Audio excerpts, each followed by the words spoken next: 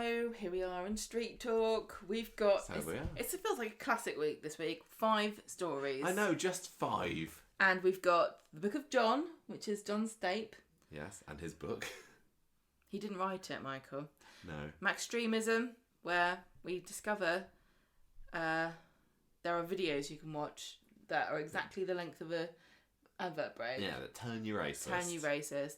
Summer Baby. Then we've got To Murder Us, He Wrote, which is the Sam story. Yes. And Double Crossed, which is Fern and Bernie. Yeah, I didn't have to come up with any new storyline titles or anything this week. Yeah, that's true. Nothing new happened this week. No, but definitely this Book of John story was the A story this week, wasn't it? Even though there was some pretty cool stuff in the Max one as well. But yeah, go on. What do you think? What do you think Hope read that made her go, ooh? I just very curious about what can fill that much of a book. I mean, that's more than just printing out Coripedia page and putting a few pictures in. You obviously have not read a true crime book. I haven't, you're right. No, there's a lot of waffle. Oh, okay. Anyway, let's see what happens first. I'm waiting for them to do, which they really could do, and it would be so funny, is to have the story develop into a true crime podcast that gets made about it, and this annoying couple comes along, and there's this nerdy bloke with glasses who's like super into the topic, and his loudmouth fat wife who comes along, who doesn't know anything but keeps interjecting, and they record a podcast about it, and they come around asking everyone for interviews, and nobody wants them to be on the show. I'd love it if it became a podcast story. Did they have was there some kind of mention of there being a podcast episode about it, or did we just make it up? I think we made it up. I don't remember. But that would be so funny. That would be. Right, what happened, Should Gemma? We play ourselves? Yes. Monday, Adam's brought round a proof copy of the book, and it's got Fiz and Hope's names in there and everything. Fiz and Tyrone are incensed, and they want to get it stopped. And he said, well, if we can get an encrypted copy of the chat between Hope and the journalist, then we maybe could prove that the information was obtained illegally or something like that. Yeah, this is a game chat, wasn't it? Yeah, Fiz was like, okay, right, I'm gonna... The thing is about this is that surely if this is all real stuff that really happened, then how can you get mad about... Well, they're mad about a couple of things. One is that Hope's name is in it, and 2, it's the book seemed to suggest that Fiz was also complicit with all of these crimes. She kind of was a little bit. She did a bit of crime with him. Yeah. We'll come back to it later. Let's keep going. I would have found this a bit more interesting if it had delved a bit more into the morality of true crime journalism and how complicit was Fiz, etc., etc. But I think perhaps they thought, well, number one, they didn't want to tell that story, but number 2, they probably thought too much time has passed and people will not remember what Fiz actually did and what John's crimes really were. I know. I'd be really interested to talk to somebody who didn't watch Coronation Street back then. What do you think he did? What do you think John Stape? Yeah. Because they've not really gone into it much, have they? There's been the odd name bandied about. I think Joy might have got a shout out, possibly. Or maybe making that up. But... And the other thing is also, how much can they really know that he did? Because some of the stuff, only he... And we know because we watched him do it. Yeah. But some of the things, I bet it aren't right in there. Well, considering that the main source of the information in this book seemed to be Hope herself. Who was still surprised by some of the stuff that she read at the end of the week. And it's only been fairly recently that she's known that her dad was, she read it on Phil's computer earlier this spring, didn't she? I still think Phil's got something to do with this. It just doesn't make any sense. I don't know. I know I don't think he does, but it doesn't make any sense that he doesn't. I want them to find out that Rosie's a major source of information on this, because she talked to the press, wouldn't she? She's probably got she's probably got a Japanese TikTok account where she just spills her beans. She probably plays the same kiddie games as Hope does online. Probably, they probably asked her first. And she's like, "Hang on, I've got somebody on my friend group that would be able to help you more than I would." Anyway, so Fiz is going to skim the book to see how bad it is, and Tyrone's completely furious about this. He can't concentrate at work. He gets petrol in his eye. Apparently, I hate it when that happens. You have a special bottle with a nozzle on that can wash your eye out. Like that, straight in his eyeball. Yeah. Fiz just read the book. She goes to Adam and she says it's worse than they even thought. It's got everything in it. It's got a whole chapter about Hope. Like, could she be a psychopath? I don't know how ethical this think that they could write that. I don't know. Just remember, this is fictional. It's a fake story, so don't get too mad about this. There were one or two just tiny little things this week where you were like, and I was, but you are in the publishing industry, of course, where you're like, I don't think that's actually how it would happen. But no, to tell us more later, carry on. No, I'm not going to go into the reality of it. I don't think it's that interesting. It doesn't matter. This is the trouble. If anytime Coronation Street stumbles upon an area that you're an expert in, you realise that they're not really worried too much about veracity of the situation. They just want the drama. And that's fine because... So what you're saying is when they make proof copies of the book, they don't print them out and have just proof copy written in big font on the top. When she said I've got a galley copy, I was like, that's not what that looks like. What do you mean? Why don't they just email you a PDF like they do everyone else? I know. And they don't just, bring up the release date of books with 2 days' notice. Well, I don't think these they books do. wasn't to be in the shops and somehow, Well, I don't know. I don't know about book publishing. I don't. But if anyone wants to commission me to write a book about the murderers of Coronation Street, I'm up for it. I'll write it. It just, some parts of it didn't quite ring true, but I was pretty much able to put it to one side to enjoy really the doesn't drama matter. of the It just is fun, isn't it? So the worst thing to me is still I cannot get over this flipping 3-day week that they have in Coronation Street, where every day follows after the next. That's the worst. Like on Monday, it was like, oh, it's going to be out in a few weeks, and then it was like, oh, it's going to be published on Friday, and now it's going to be published tomorrow. I thought it's just making my head hurt. And then it was clearly the last school day of the week today, but Hope's still going to be bringing the book into school tomorrow to show it to her friends. That's one thing I'd change if I was producer of Coronation Street. Make there be days in between. Make there be days in between. That sounds like a 70s music album, or like a biography of Days somebody. Between. Right, so she's worried about it. She doesn't want anyone to read it. Adam's like, I don't know if we can do anything about it now.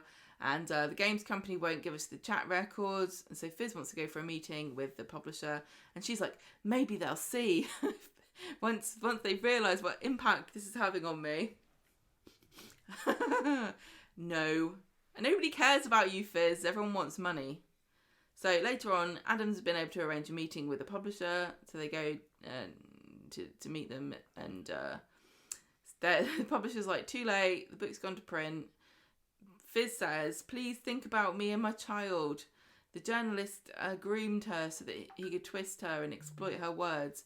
And this person says, well, we've already printed it. It costs loads of money. What are we supposed to do about this? And Fiz says, please, can you leave Hope's name out of this? What the woman's like... Okay, right, here you go.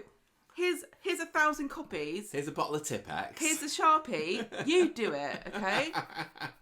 Tyrone finds Kevin. He's got a leaflet, and there's a Q&A with Roy McDowd, who's the book's author. And so he hurries off. The meeting's over with the publisher, and Adam says to Fiz, you did a great job. Maybe they'll make some changes. How are they going to make changes, you dummy? Tyrone turns up at Chariot Square where the fact that they can put this book forward to like 2 days' time just goes to show that it would have been impossible for them to have done anything. They can't do anything about it.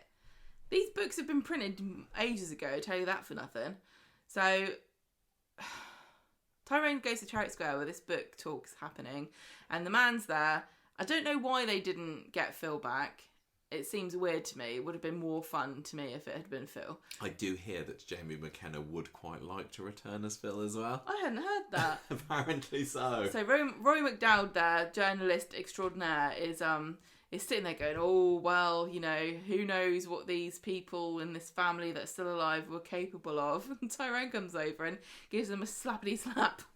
Like, as if to prove that, everybody involved in this is violent, and who knows who's going to do what next. There was an interesting discussion on our Facebook group yesterday, I think it was, or maybe the day before, about how Tyrone is actually an ambidextrous puncher, because he punched he punched Nick with his left hand last week and slapped with his right. Maybe he does alternate hands. You think? He's going to have to remember which hand was the last slap hand. Well, maybe the first hand was still hurting from when he punched Nick the other week, and he's like, oh, I'll just do it with the other one. I've got to...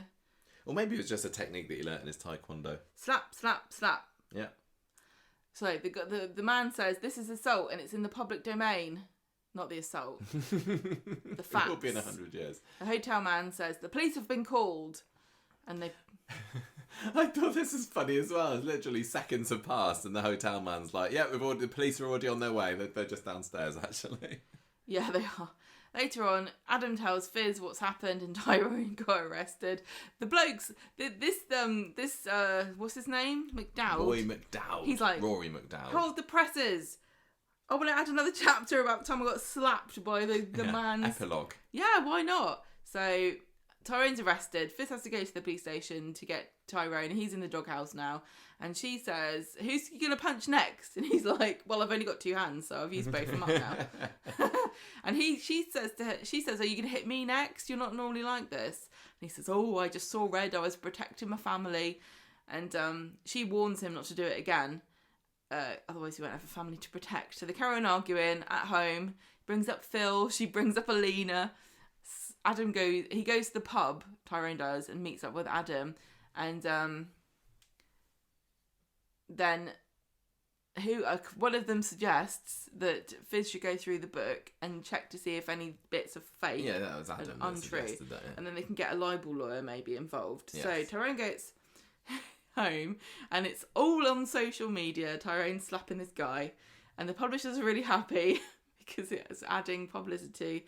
They're going to bring the publication date forward to the end of the week. That's fine. It's already been printed. Unfortunately, all the copies have got proof written all over them, but that's fine. I'm starting to find it a little unrealistic that every couple of months somebody on Coronation Street is a social media sensation. Yeah. Like if anything happens and some other people, maybe some non-characters are there watching with their phones, then this is going to go viral, isn't it? What are we doing wrong? We've been doing it. We've never gone viral. We've been doing this podcast for 10 years. I know we haven't, have we? We just need to punch someone. See, this is like the Binley Magachippy of Weatherfield. Like instead of having a famous fish and chip shop, they've just got everyone in Weatherfield is famous for a viral tweet or Facebook post where they've slapped somebody else. I'm starting to think I don't believe this. They need to rein it in, I think. Did a passionate video about being mad about the environment or something like that. Yes.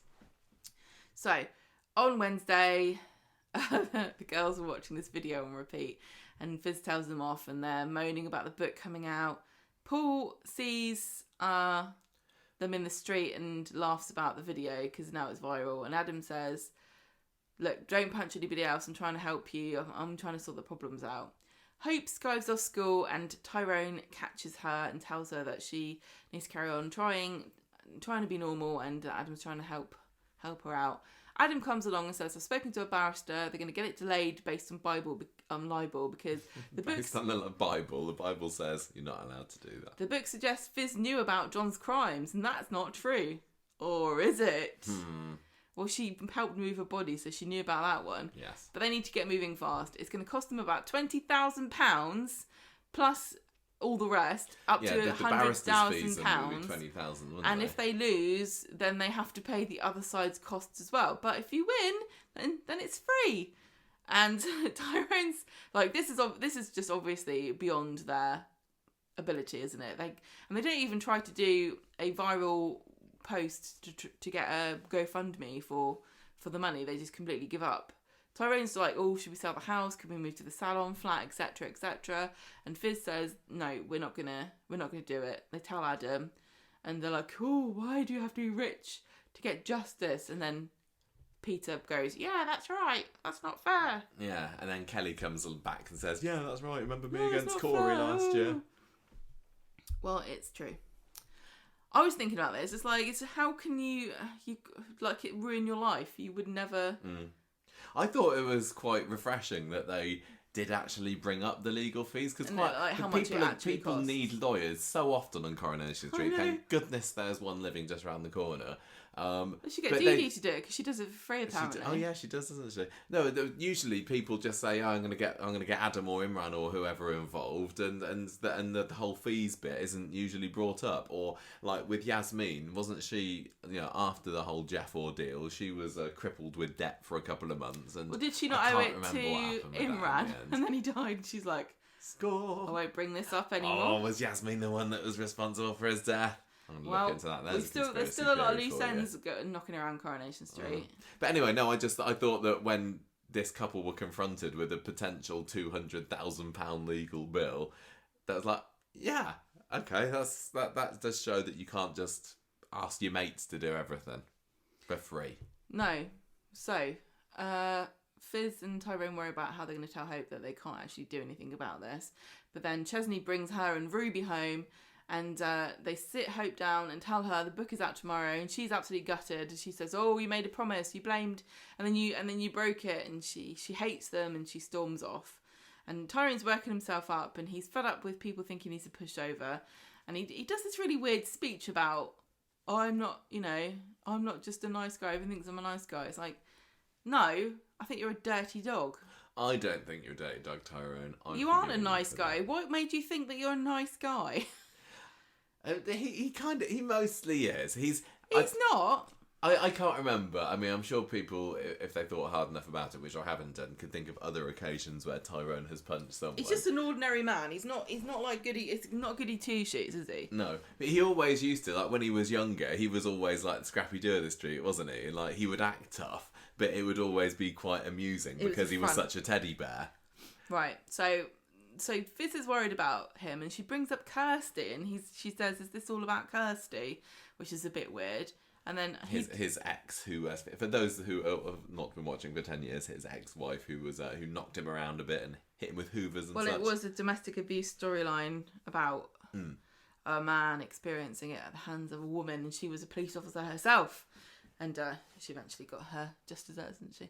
Yes, then the police officer comes round, and arrests him for good measure.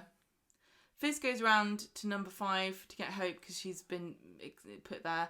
Tells Chesney what's happened, and Hope doesn't want to come home. So Fiz sits Hope down on Ches's sofa and tells her that Tyrone is trying to defend her and make her feel safe and spent his whole life doing it, and he loves her and please come home. So she eventually agrees, and Tyrone gets let out again. Yeah. And so Fiz gives him a good talking to and says, "You're not weak, you're not a pushover, I'm proud of you.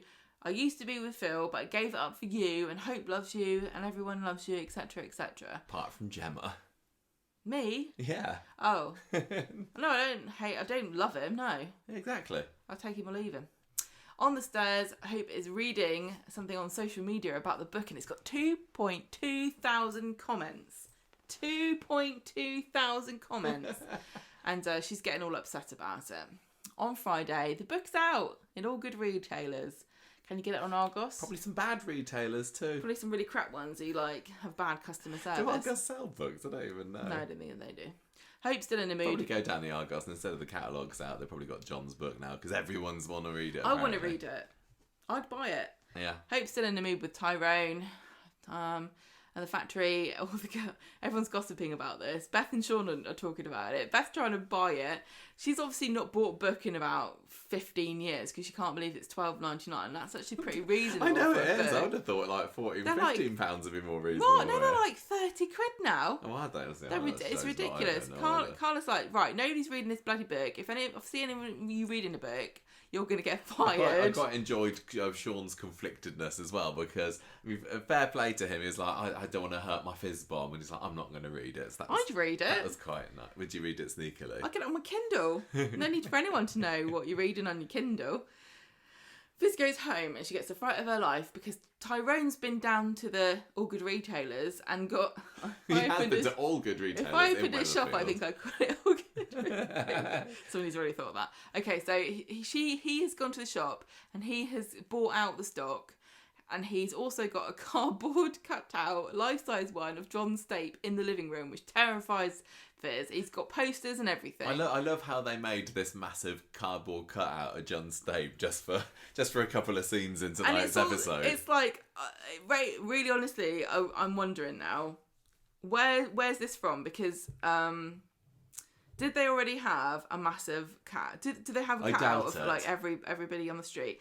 But if they don't have one, why did in the universe of the show, why would the publisher go, yes, this very docile looking photograph of our murderer is Yeah, he exactly just what looked like we a need. nice chap, He just didn't looks he? like he's posing for a soap magazine. It kind of was just a what's his name? Graham. Hey. I Anyway, can't remember. he just looks Nice. nice. Yeah, Just nice looks little like picture of him. Nice picture of him, just posing like, yeah, I'm a good man. I was a DJ and a teacher, and just happened to accidentally kill a bunch of people. It's not really my fault. I would have made one that was made of that special material that if you like looking at it in one direction, he's just looking like a nice teacher, and then you move to the right a little bit, and then it's like got devil horns or something. And yeah, I thought that was quite amusing. Graham Hawley. I was going to say Graham Hawley, but I didn't want to say that. Well, be you wrong. got it wrong. So he doesn't look evil, but it's still scary to Fiz. Yeah, they could have at least put some like angry eyebrows on him or something, couldn't they? Drawn a few tattoos or something. Or like turned his frown upside down, put a sad sausage on it over his mouth. Hope comes home from school. She's in a mood. She storms around. Tyrone tells Fiz that he's really messed up here. He goes to apologise to Nick and opens up about how helpless he feels, and he keeps making everything worse.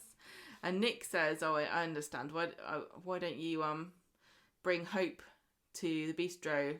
Taking Sam for a special tea at the bistro. Great. Been at least 7 days, maybe 10 since we went there last. Carla takes all the factory lot, which is Michael and Beth, and that's it, to the pub and says, "Right, can you stop gossiping? I'll buy you some drinks if you agree to shut up about this book." Hope finds the book stash that Tyrone has made in the shed, and she then goes to dinner with Sam, and Sam tells Hope he saw her talking to some older girls at school. She hasn't learned anything. She was told, don't talk to people about your dad, right? If people ask you questions about your dad, just don't talk to them about it. Then she's talking to Sam going, oh yeah, some girls were asking me about the book. They want to know about the murders, so I'm going to read it and tell them everything, and then they'll like me. No! You haven't learned! So, Sam doesn't think this is a good idea, but she goes home and then she reads the book with her little torch in bed, and she's like going, ooh! Oh yeah, she's reading it on the stairs at the end of the episode, isn't she? Why haven't I written that here? Oh, we know that it happened. So, oh no, she's reading it in a bedroom, isn't she? So the question is isn't there something in there about, didn't he snatch her as a baby and stuff and like take her up to the roof of the hospital? Yeah, maybe. So maybe that's the bit she's reading, because there's so much. I'm sure they haven't told her everything that happened. I don't think. Well, I mean, she was fairly early on into the book, wasn't she? When where she was reading in tonight's episode. So I don't know whether it's completely chronological or whether that it just flits about here or there. But yeah, I just I'm still just a little bit baffled as to, is there enough of John Stape's story to make this massive book about? Yes. And you don't understand how true crime works, because he's not even a proper bona fide serial killer. He only killed 2 people. I mean, when you have like your Richard Hillman and your Pat Phelan and everything, John Stape's crimes just kind of pale into insignificance. Why aren't more people interested in them? He purposely killed Charlotte Hoyle because she had a secret about him, so he smashed her on the head because it was tram crash week and there was plenty of drama going on. He just wanted in on it. And then when he killed Joy Fishwick, that was a total accident, wasn't it? He just put his hand over her mouth and accidentally suffocated her to death, and she was old and everything anyway. So we can't really blame that to him. But everything's just like, I can't remember what the quote on the front of the book was, but it goes back to that famous quote of John Stape's from the programme, "I just wanted to teach," and so the line on the front of the book is like, "Oh, did he just want to teach or did he want to kill?" There was nothing about John Stape, I would say. I suppose this is just coming from a viewer, that made me think, oh, he had murderous intentions. So I'm really interested to. I know this book doesn't really exist, but I'd like to read it and see how they're able to twist it to make him seem like this evil, plotting, scheming murderer. Well, it's not necessarily about that. Well, the cover's got him half all red and evil and half normal. So they're obviously going to make a thing about. I mean, yeah, he kidnapped Rosie for He a did bit. some really messed up stuff, Michael. Also, I just want to say, yeah, we did a character profile of him in episode 171, which was on October 2015. And Have you we can see it uploaded We it have on put it on our YouTube? YouTube channel, yes. So you can. So go maybe and why listen don't we to it just then. do a bonus episode of just re-releasing it? Oh, yeah, we could do it. Just really release it on the feed, Michael, so people can find it again. So, all right, So we'll release it so that you can, if you've forgotten or you want to refresh your memory about what it was that he got up to and why there would be a book written about him, hopefully that will be available for you to listen to. Have you ever seen this villains wiki? Because I sometimes go on to this, and it's not a Coronation Street thing. There's a wiki of all the villains that ever existed. Yeah, basically across literature and film and TV and everything. And John Stape does have a page on the villains wiki, and That's cool. It's basically it's a bit like his Coropedia page, but you know in the bit on Coropedia where it's got your birthday, first and last appearance and everything like that, on the villains wiki it lists his crimes. So apparently this is what he did: paedophilia, kidnapping, unlawful imprisonment, so that goes with the kidnapping, that's just Rosie Webster, identity theft. No, is that really that bad? He was pretending to be Colin Fishwick, wasn't he? And he only did it because he wanted to be a teacher like Colin Fishwick. He didn't know, there's no harm in that. Adultery, who hasn't done that on the street. Conspiracy, ditto. Murder, okay, I'll give him that one. Abuse, who did he abuse? I don't even remember what that one is. And then speeding is his final crime on the villains wiki. He should get Bernie to do his course for him. So yes, there are some pretty terrible crimes there, but I can't believe that it would fill a whole book. And you were talking to me the other day and saying like how notorious in the world of Coronation Street is John Stape? Is he like well known across the country? This is with the existence of this book and the fact that Phil independently also tried to write a book about him indicates to me that he's a notorious criminal. But the weird thing is, if he's a notorious criminal, then other people have committed far worse crimes than he has, and yet they don't seem to have been mentioned at all ever or spoken of in the true crime world. You'd think that Pat Phelan or Tony Gordon would also be notorious. Yeah, if you were to rank the criminals of Coronation Street, John would be languishing towards, middle to bottom Richard sort of Hillman, area. obviously. Yeah. Wouldn't somebody have been like I'm waiting for, I mean, they can't do this because it's too meta, but somebody from the Weatherfield Gazette to say, yeah, I'm just writing a series of books about all the people that literally live in this area. I think it's to do with sinkholes. Somebody's going to come up with some kind of story about there's a vortex of evil coming up through the sinkholes that drives people mad, like our Halloween special about the curse of Number 6. Yeah. Tell you what, Gail and Eileen must be just like counting their blessings that the book wasn't next. against their ex-husband. Well, this would have been another thing that they could have picked up on, which they didn't, which would be, somebody else going, oh God, am I on the chopping block here? Am I going to be the one? I mean, Tracy could very well have at least a chapter written about her somewhere. Yeah, definitely. She's a murderer. I'm finding it difficult to believe. And also that thing, Hope was reading that thing online that said it had 2.2 thousand comments. It is the internet though. A lot of those are probably just people arguing with each other and calling each other names. They're probably all trolling, aren't they? Trolling each other. Definitely. I bet Maria's on there. Yeah, slagging off Fiz. She's got multiple accounts, I bet. Anyway, so despite all of that, I still very much did enjoy this story. I did enjoy the John Stape stuff when it was on. Like I said last week, I think maybe they're returning to that well a little bit too much, but it was fun stuff, and I particularly enjoyed the cardboard cutout little scream that Fiz did when she walked into the lounge. That was well done. What's your general thoughts about it? Are you finding it at all silly, or are you just reveling in the murderousness of it all? I'm just really enjoying it because I like true crime. I like the fact that that there's a ramification for because Coronation Street villains just come and go, don't they? And they almost never get mentioned again. And sometimes they have lingering effects on people. Like I really think Richard Hillman's had the longest effect because he really screwed David up. But he doesn't really get talked about, and David doesn't sort of credit him for his psychopathy or whatever you call it. I would say in the past he certainly has done. When he was going through his Demon David troubled teenager phase, that was a long time ago. Yeah, I think he's over him now. He's over it. I just think it feels more realistic to me, and it's something that I'm interested in. So I really love it. I want to see what this is going to do to Hope, because I kind of agree with the book. She is a fictional character, so I don't feel bad about saying this because she is a child. But I really think that if anyone's going to get messed up, it's going to be Hope. She's already a pyromaniac. She is, but the book seems to be suggesting that, you know, it's in the blood and everything, which I think is ridiculous. And the fact that she never even knew her father, had no contact with him. Well, then it would have to be genetic, wouldn't it? Yeah, and I don't believe it is. And also, you know, I'm still thinking John wasn't naturally bad. He did just want to teach. He wasn't bad at all. He just had some rotten luck happen to him. And that's why I would have felt that probably this story would have turned out better if it was based on a villain who actually did have evil intentions. I think it's great.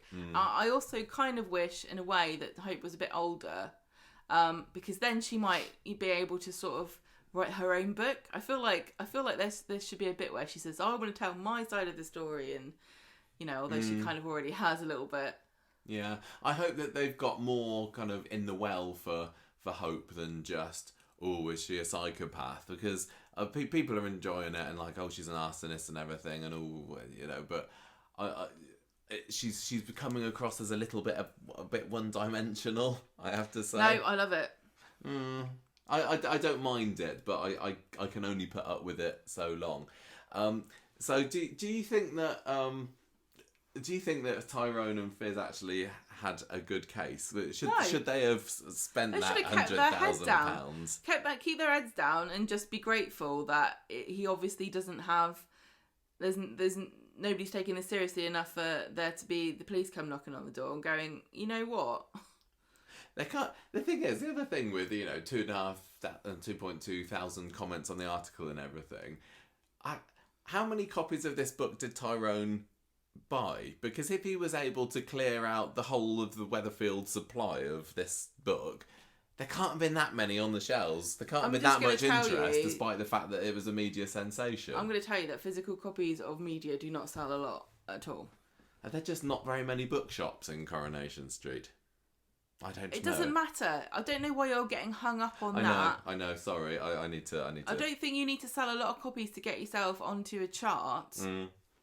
Okay. Well, did you? So yeah, would they? Do you think they didn't have a leg to stand on? No, because she did. She did know about some of his crimes. She did. I mean, interestingly, I don't know whether she was on his side at one point. She was. So what happened? She didn't know about him killing Charlotte. She didn't know about. Although, actually, did he kill? I can't remember who turned the life support off. Well, we should have listened to. Was it John or was it Charlotte's parents? I think that they asked him to do it. He befriended them, didn't he? Yeah. And I think that they eventually asked him to turn.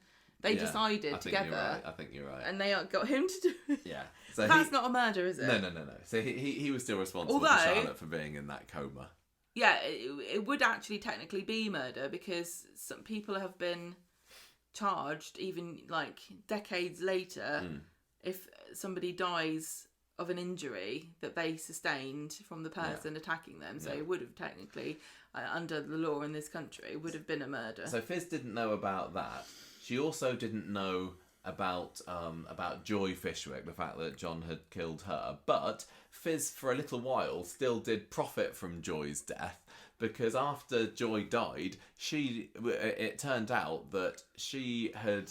I can't remember what the story was. It was something along the lines of Fiz was claiming to be a relative of Joy's or something. Like Fiz basically, and I think it was probably John was able to coerce her into this, but Fiz ended up trying to get a load of money. She was identity thefting as well, and she got into a bit of trouble because of that. So she was being a bit of a wrong on that. That's not been brought up, and I can't remember the details. Look it up on Coronapedia, it's there. And also, like you said, Fiz definitely did move a body, and this was Colin Fishwick's body. Now, Colin Fishwick, who's just like my most favourite named Coronation Street character ever. I'll never forget it.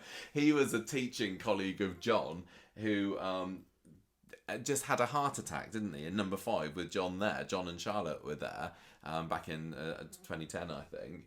And so John and Charlotte wrapped him up in a roll of carpet, hid him underneath the factory that was having works done to it, and then Fiz ends up finding him moving the body many months later, and then she helps John try and dispose of this body in the canal. So in at least 2 ways, she was very knowingly complicit in his crimes, and the fact that they were trying to get this libel lawyer involved it's just ridiculous. to say that, because it suggested that Fiz knew about it, and she was like, no, I didn't know. So I don't know whether they've retconned it. I think it would be a lot more interesting if they got the libel lawyer involved, and then they said, well, hang on a minute, didn't you do this and didn't you do that? And Fiz is like, oh yeah, I knew about that, but I didn't know about the rest of it. I didn't know. That'd be hilarious if that happened. I just quickly checked on Wikipedia, and it says that Colin kidnapped local teenager Rosie Webster, stole the identity... No, John did. You What just did I said say? Colin. Sorry. He kidnapped Rosie, stole the identity and covered up Colin Fishwick's death from a heart attack, manslaughter of Joy Fishwick, and the murder of Charlotte Hoyle. Then he died after crashing his car into the back of a lorry in a car chase with Kevin. Does it say anything Webster. about the Joy Fishwick identity theft? It doesn't matter, but basically, yeah, Fiz was trying to claim some money from Joy, so she was absolutely involved in this, just not to maybe the full extent that the book is trying to make out. But anyway, I thought that was all quite interesting. What did you think about the whole Tyrone feeling insecure about his manliness and being a pushover and everything? I thought that was kind of sweet, and maybe it did excuse why he was just so happy with his fists recently. I was just quickly seeing whether John actually went to court for any of this stuff, and he didn't. So no, Fiz ended up getting collared for it, but then he had like a deathbed confession or something, and then she was exonerated.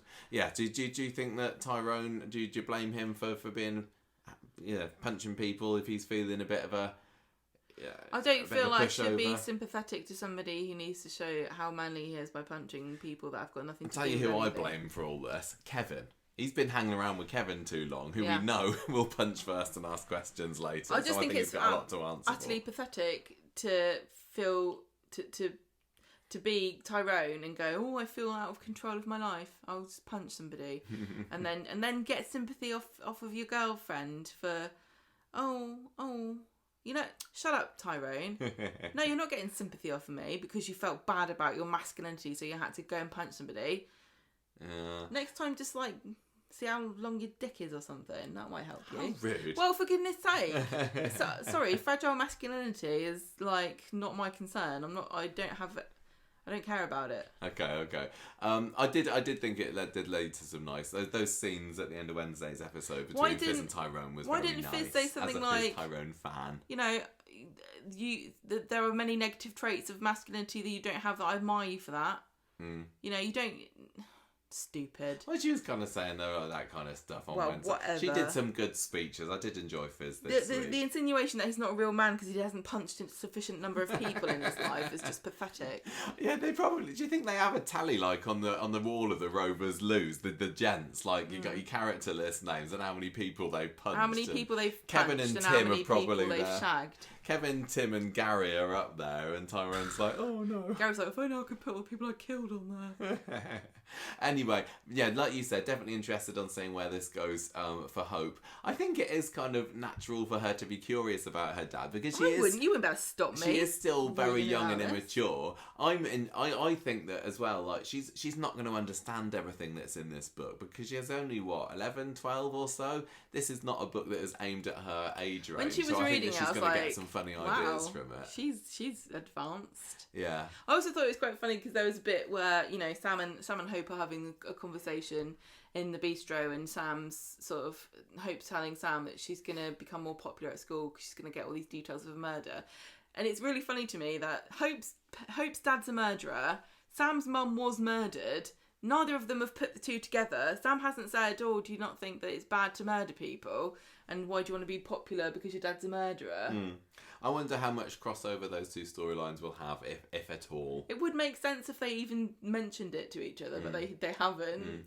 Do you think that reading the book is going to influence Hope to, is she going to start hero worshipping her dad or something? Well, Jade did. Yeah, exactly. She did, didn't she? Although, I can't remember what Jade knew. Well, didn't she think that Fiz had kind of strung him on, or coerced him into it? I don't think that we have all the details about Jade in our character profile of. No, we wouldn't have done. I don't think that Jade was around when we did that profile. But didn't we upload to YouTube? I don't remember. We'll have to listen to it again. I don't remember at all.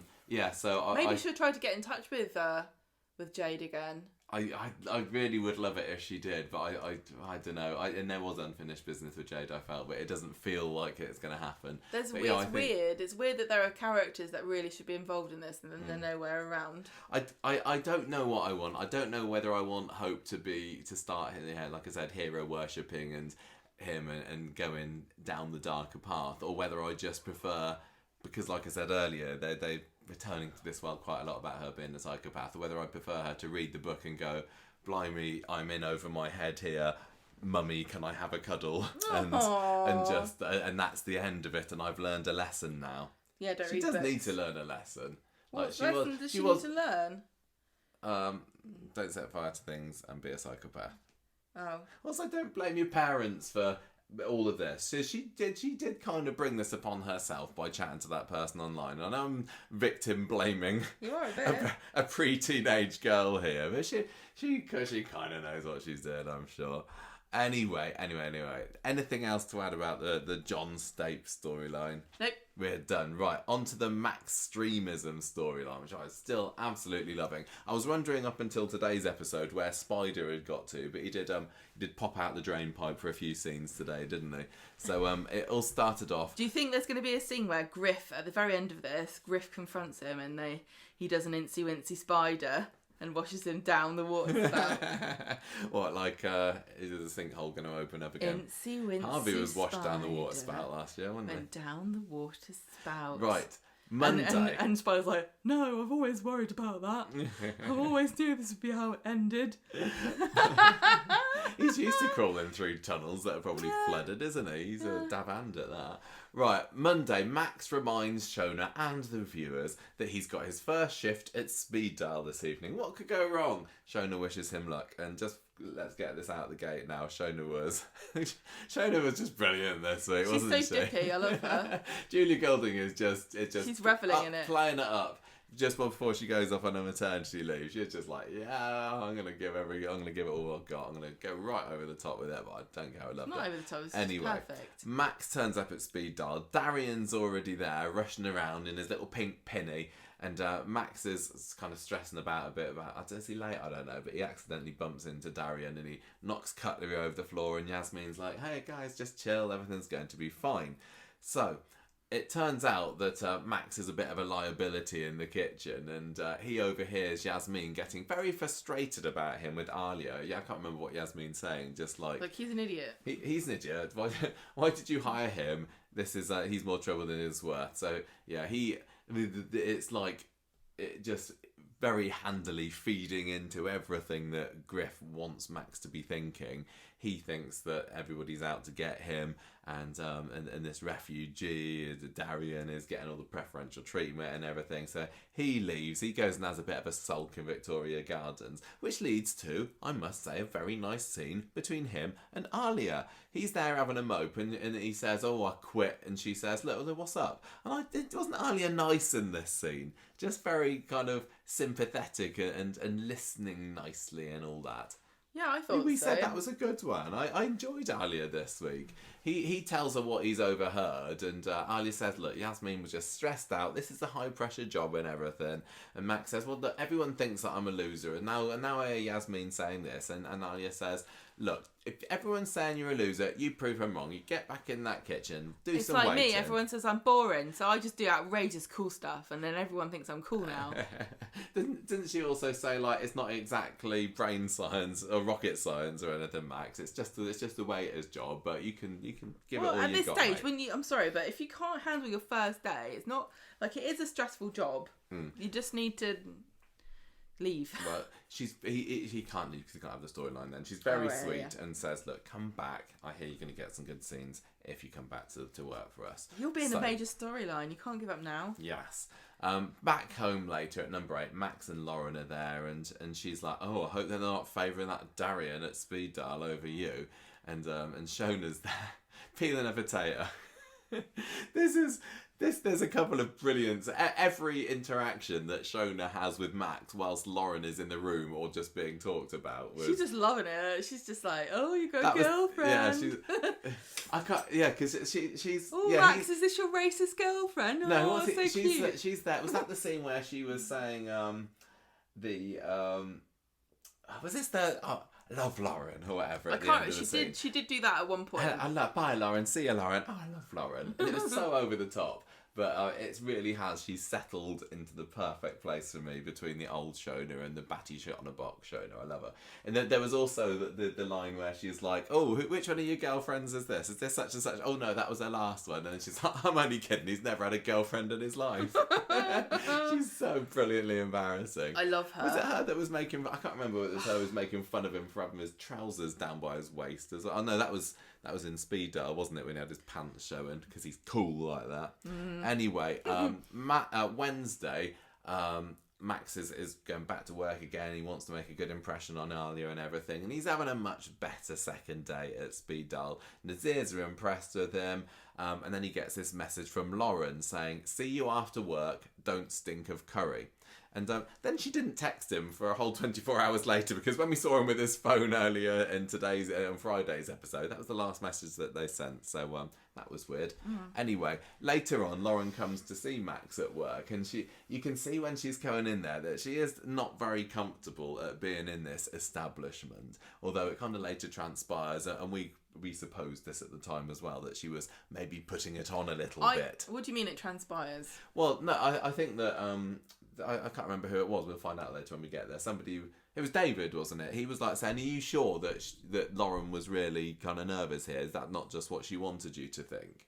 I don't think we actually found out for sure that was 100% what happened. But... At the time, I was wondering how much of this is an act and how much of it is she is genuinely uncomfortable. Yeah, I think it possibly is a bit of both, but I'm quite interested to see whether all of this is a game. Even the fact that she shagged him and then buggered off for today's episode, making him feel like he's on his own again. Is that all part of the act? So that when she comes back, he's like, "Oh, Lauren, sorry, you're right." And well, I wonder. So anyway, she sits down and Alia says, "Oh, Darian, go and have a chat with her just while Max is finishing off here. Go and offer her a free drink or something." Why don't you bring her for dinner? What? But where does it say that? Alia tells Darren, offer her a free drink, and then he finishes his shift, and Alia says, why don't you just have dinner here tonight with your staff discount? Yeah, exactly. Sorry, I forgot that. Yeah, he loves the idea. I can't get enough of this place. And she starts pretending that she doesn't feel well, can't get out of there fast enough. By this point, Darian has had a couple of conversations with Lauren, hadn't he? And he was just trying to be nice with her and everything, and she was acting all weirded out by it. I'm going to say one thing while I think about it, and that is that I don't think that, in general, racists in this country have a big problem about going to Indian places that are Indian, serve Indian or Pakistani food as a restaurant. Like, I don't think that lots of people have a problem with that. I would literally have no idea. I think that they're racist, but I don't think they care that much because they know that the food's delicious. But I think the problem that Lauren had was that normally when you're a racist and you go to a Pakistani or Indian restaurant, you're the one that they're catering to. You're in charge. So they have to, they're subservient to you. Like, literally, they're bringing you food, you're like lording it over them, basically. Yeah. But this was a bit of a role reversal as far as Lauren is concerned, because he's there working for them. So he's below the people that she considers to be beneath her. So I think she just suddenly couldn't handle the idea of her boyfriend working. I mean, they've made it obvious that that's the thing, but actually her seeing her white boyfriend being given orders, from by people who aren't white, she just didn't like it. Because I'm just saying, I don't think that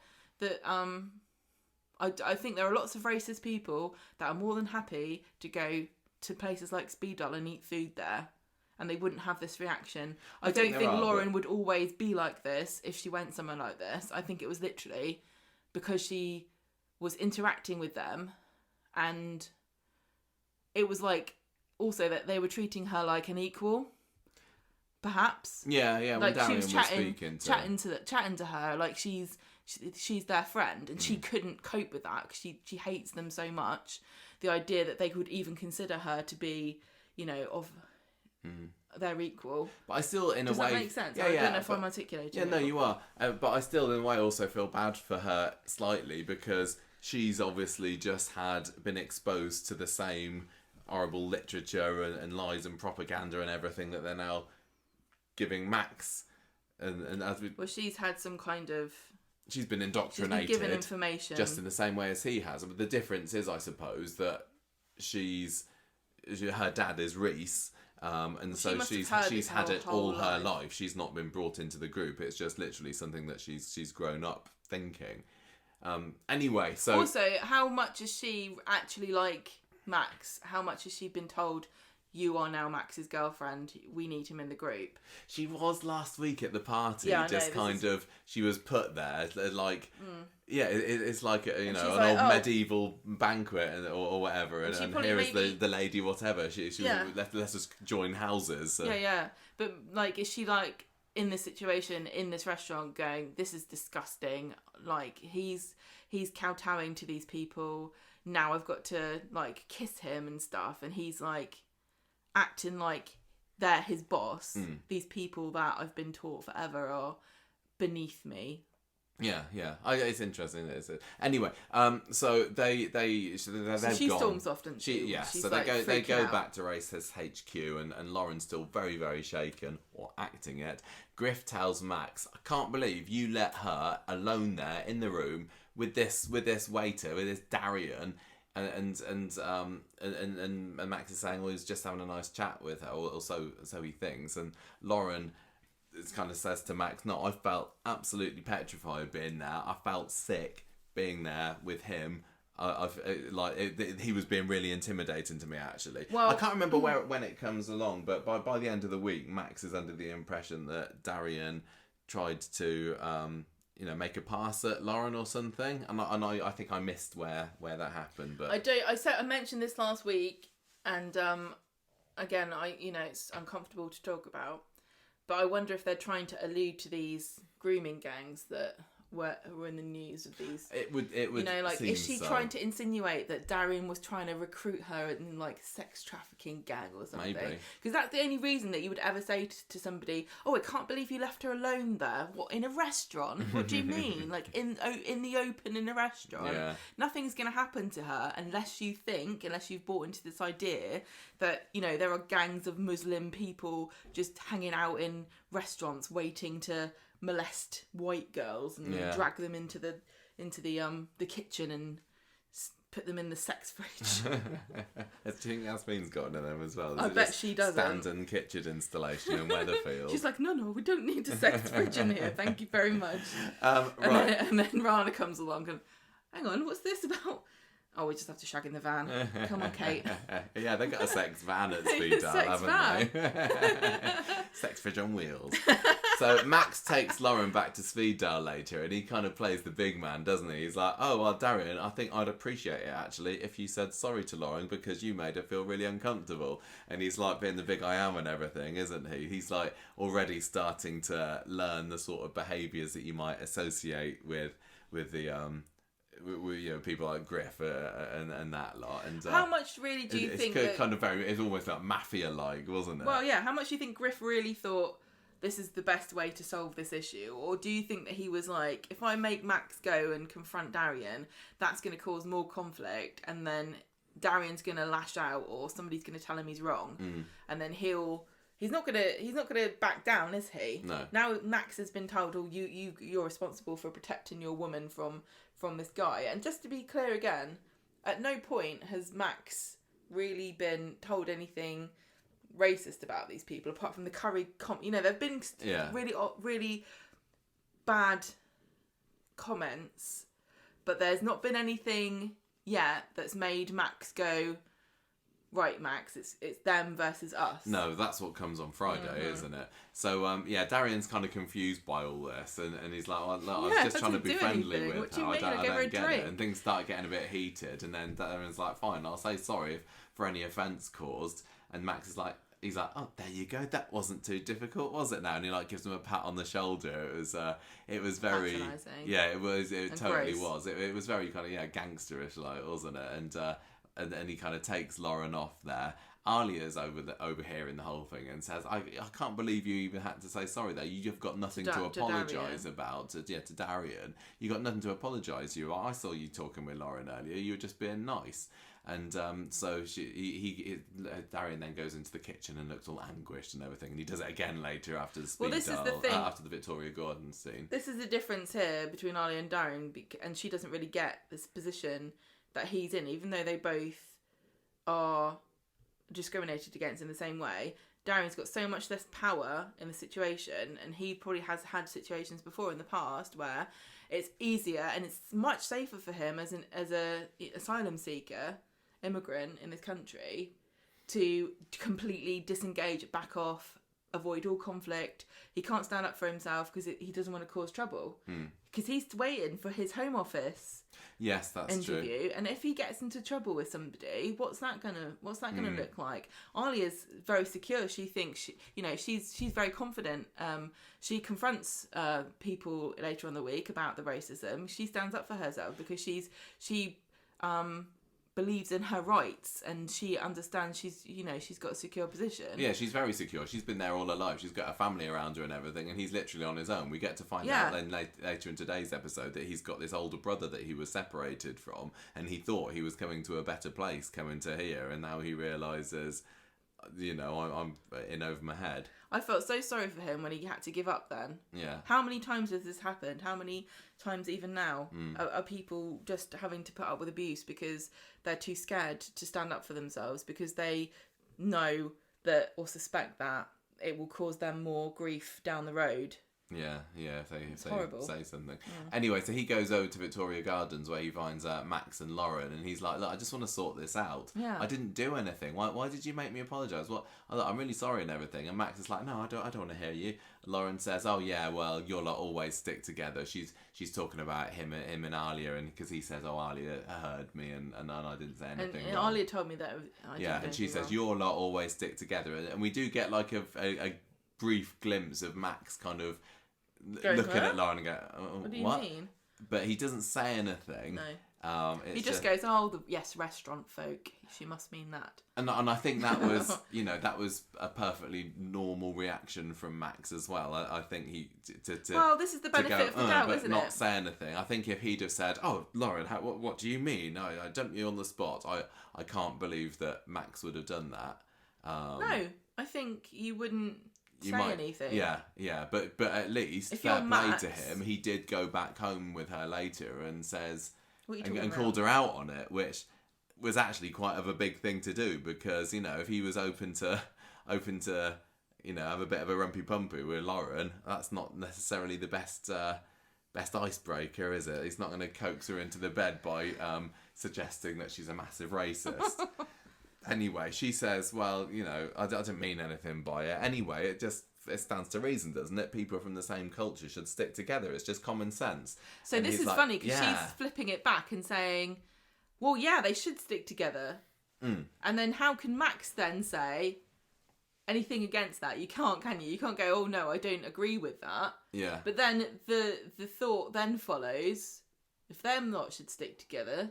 Yeah. Us lot should stick together. Yeah, exactly. You see how easy it is to create this weird argument that makes kind of logical sense as long as you don't think about it for too long. Yeah, and then she's... And especially if you've got a boner.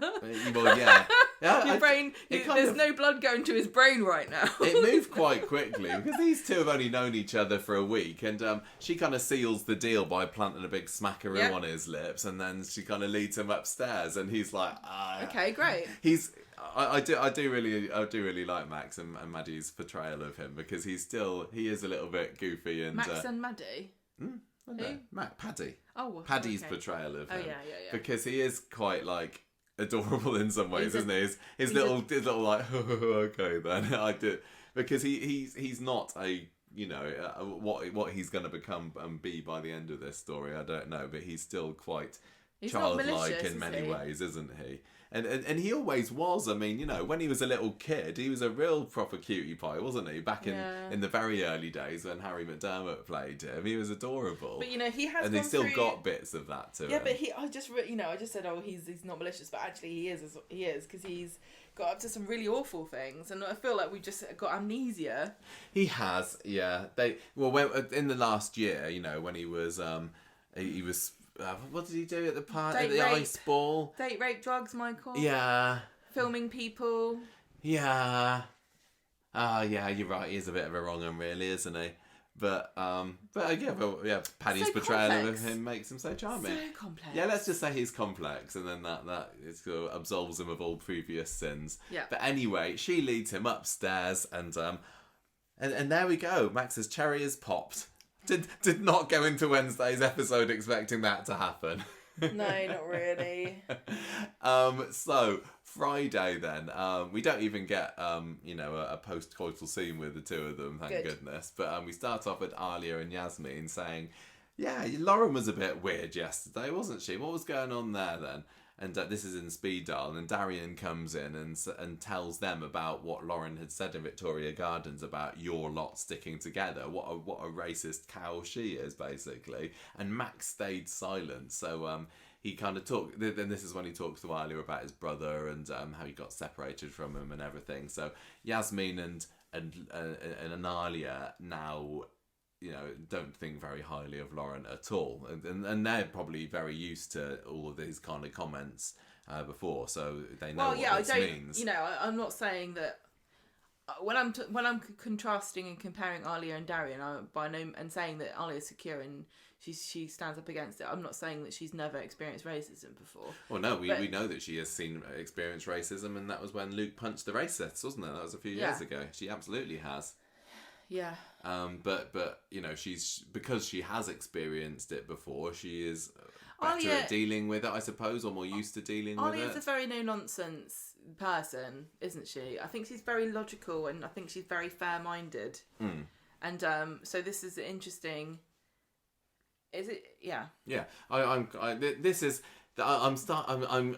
almost thinking this could actually turn into the making of Alia. The making of Alia, like her best story potentially. I know, but I'm not at this stage thinking, oh, I wish Alia wasn't involved. And usually, when Alia is involved in a story, I'm thinking, oh, they could probably do without her here because she's a bit annoying. I really like confident, brash Alia standing up for herself. But because of what happened at the end of the week, I think next week we're going to see her. The kind of story has to go that she's going to get, a bit upset and intimidated by this, which is not going to... No, I know. But for the moment, I'm enjoying her. So and rightfully, I'd be terrified and oh yeah, definitely. And upset if what happened to her happened to me. Anyway, this is after this is when we get to see Max, and he's texting Lauren, and this is where we see the don't smell a curry text, and so he hasn't texted her since then, and his follow-up text is like, you were amazing last night, and then he looks at it and is like, no, I'm not going to send that. Just text hey. Oh, I loved it. I loved it. It's because he's totally not a player, is he? Doing a lot to make him seem likeable and vulnerable. Yeah, that's the thing. They need to make him look vulnerable so that it's impressionable. Yeah. So because he's being coerced and groomed by these guys, and he's not just walking in going, yeah, I heard you were racist. Can I join, please? I think that's what Spider did. Yeah. Yeah. Oh, all right, guys. Is this the racist environmentalist society? Can I join, please? I heard Hitler was a vegetarian. Can I be in this? So yeah, he's Lauren then happens to come to the door, and Max invites her in, but it's not long before Shona's embarrassing them again, and they go back outside. So Alia goes and finds them in the cafe later, and confronts them about this remark that Darian had said, and they're like, no, Lauren didn't say that at all, and kind of push past her on the way out. Reese back at the flat, Lauren's dad, remember, he gets this phone call from the college to say that Lauren hasn't turned up there today. What kind of damn college? Do colleges report on absence to parents? I don't know what they're legally obliged to do. Just to explain again. College being 16 to 18-year-olds. I think it's mandatory now, so maybe it's different. But when we went, you went to sixth form, which is attached to a school. I went to a college, which is a separate, independent educational institution that only teaches people of those 2 years, or adult educating for the same kind of qualifications. And so it was an optional thing that you could go to or not. Nobody cared if you went. They're not phoning your parents. It's kind of like training to go to university. I need to have a conversation with you about college one of these days, because I've known you for like 20 plus years. And you went to college for 2 years, and I really have got no idea what it was like. It was brilliant. In my head, I just, I stayed on at sixth form, and it was kind of like school, but we were allowed to wear whatever blazer we wanted to wear. That's ridiculous. That's I could choose stupid. my shirt colour, and but apart from that, it was kind of like school, and It you was had this completely different experience to me. I think everyone should go to college. I don't really know much about what it was like. No, I think it was really important for me to go to college before I went to university, because it was like university light. You lived at home, but you went to college and you wore whatever clothes you wanted, and you went to whatever lessons, and they didn't really... And there were boys there, weren't there? Unlike the rest of your secondary school education, whereas in my sixth form, I just stayed with boys because I was at a boys' school all the way from through secondary school to university. And what an enlightenment that was when I went to university and found that there was more than one gender. Anyway. Oh my goodness. So, Alia's finding him in the cafe. I've said that when I read it. Oh yeah, Reese. So he's mad that Lauren hasn't turned up at college. Is he mad? Is he pretending to be mad? Is this all a ruse? I don't know. But is it all a ruse, Bolton? Yes.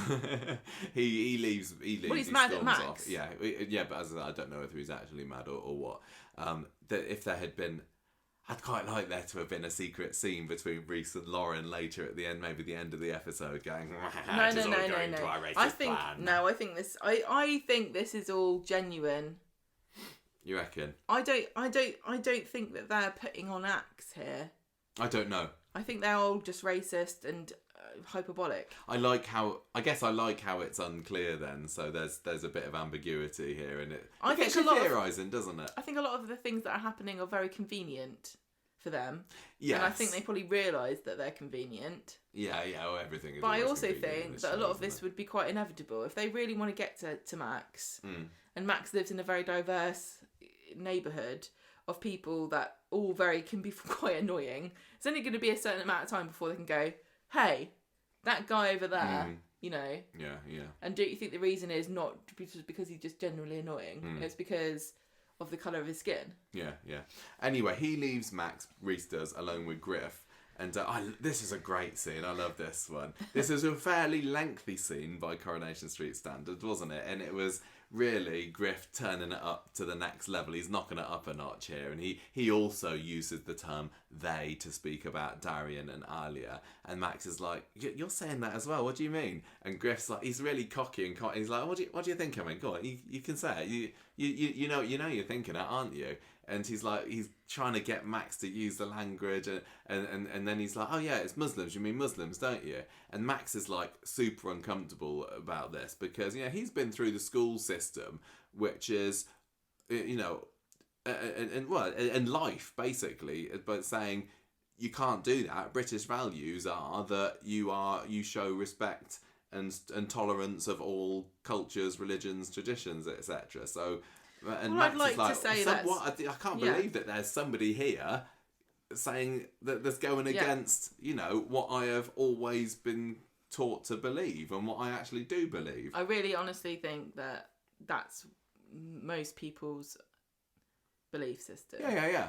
And I know that's probably really naive of me, but you know, that's what I want to believe, that this is I would unusual. hope so. And I think and even if people, and I think most people would, you know, if you're in a room with somebody and they start going, oh Muslims this, Muslims that, you get. I've been in cabs where people, I've said this before on the show, I've been in taxis where I've been alone with a man who knows where I live, who then starts going on about things that I don't find comfortable to discuss, and I really have no choice but to just not join in, but also not tell him to shut up. You know?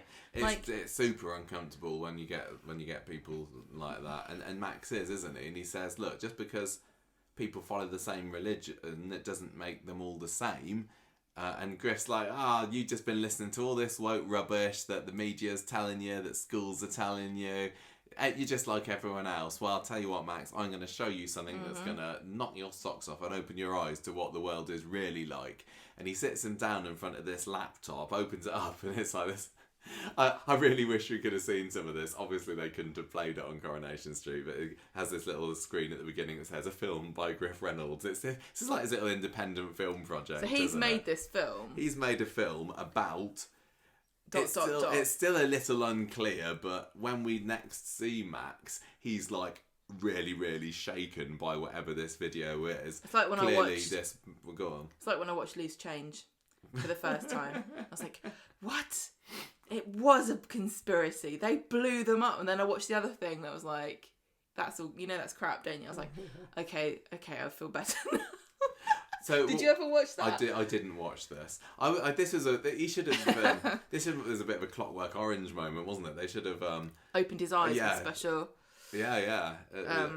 Put drops in them and everything. But whatever it was he watched, which is obviously some kind of indoctrination conspiracy video about how awful Muslims are, basically. Yeah. Max is just like, oh, that's unreal. I've never seen anything. I've never seen a video like that. Yeah. So I can only, you know, I think we've all got a fairly good idea about the sort of rhetoric that would be employed in it. Yeah. And you know, it works its magic on Max, doesn't it? I think it's a good idea to keep it ambiguous, because I think isn't it a sad indictment though that we can all guess what it said?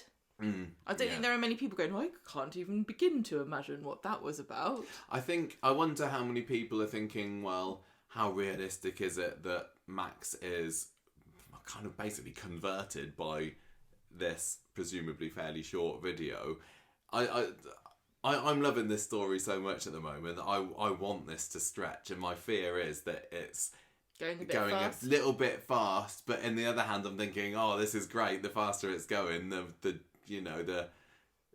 more exciting it's getting quickly. So I haven't decided myself yet whether it's really, whether I want it to go. Makes you wonder, slow down like, a bit for realism's sake. How much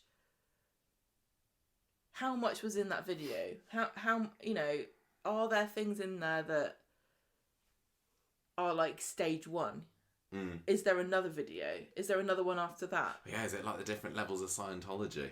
So, is it a sort of video that it makes sense that Max watched it and then he wasn't immediately... I think there are videos that Griff could have showed Max that Max would have gone, you're a psychopath, I'm leaving. Yeah, that's very true, actually. If you go in, you know, with a full-on... This is what they've been doing the whole time. They've been going drip, drip, drip. Well, drip, he had the book last week, didn't he? And that's gonna, you know, some of that's gonna leave things to his imagination. I just can't believe the book. Now he's seen the video, and it's building on that. So I'm wondering, are they gonna? Yeah, you're right. Go make it, you know, more and more hardcore as the week goes on. The thing is, this is a method that's used, with. Like you just said, Scientology. Where, you know, there are many different things that you can make people think. It's not just racism. There are lots of, lots of different ways to radicalise people. Yeah. With they've propaganda got these techniques that work, and it's been honed sadly over the years to fine art. Really. Yeah. You can make somebody believe anything.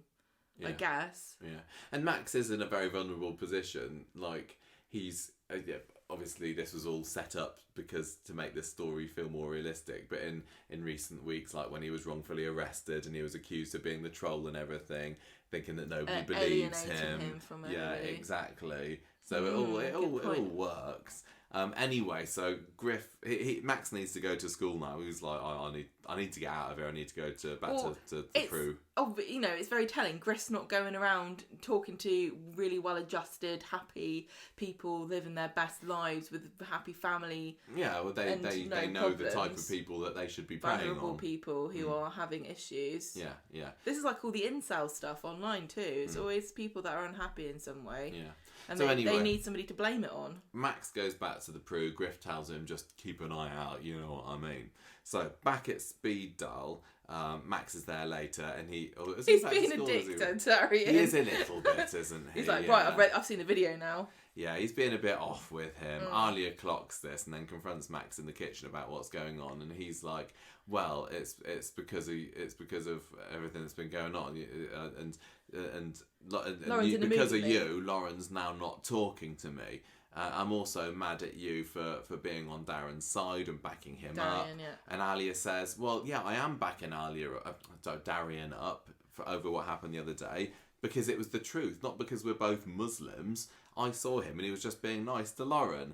And Mac's like, "Oh yeah, nobody's allowed to speak the truth anymore." So he's repeating back, and this is a real telltale sign that somebody is being involved. He's these things that like you wouldn't normally say that. So yeah, he's like, "Yeah, maybe Lauren was right," and he kind of walks off, leaving Alia feeling very confused indeed. So they we didn't watch this because we rewound back during the break time, and by the time we caught back up again, it was midway through the scene. So I hope we didn't miss anything important, but they do end up outside. Was that the first scene after the break? If it's not, somebody tell us.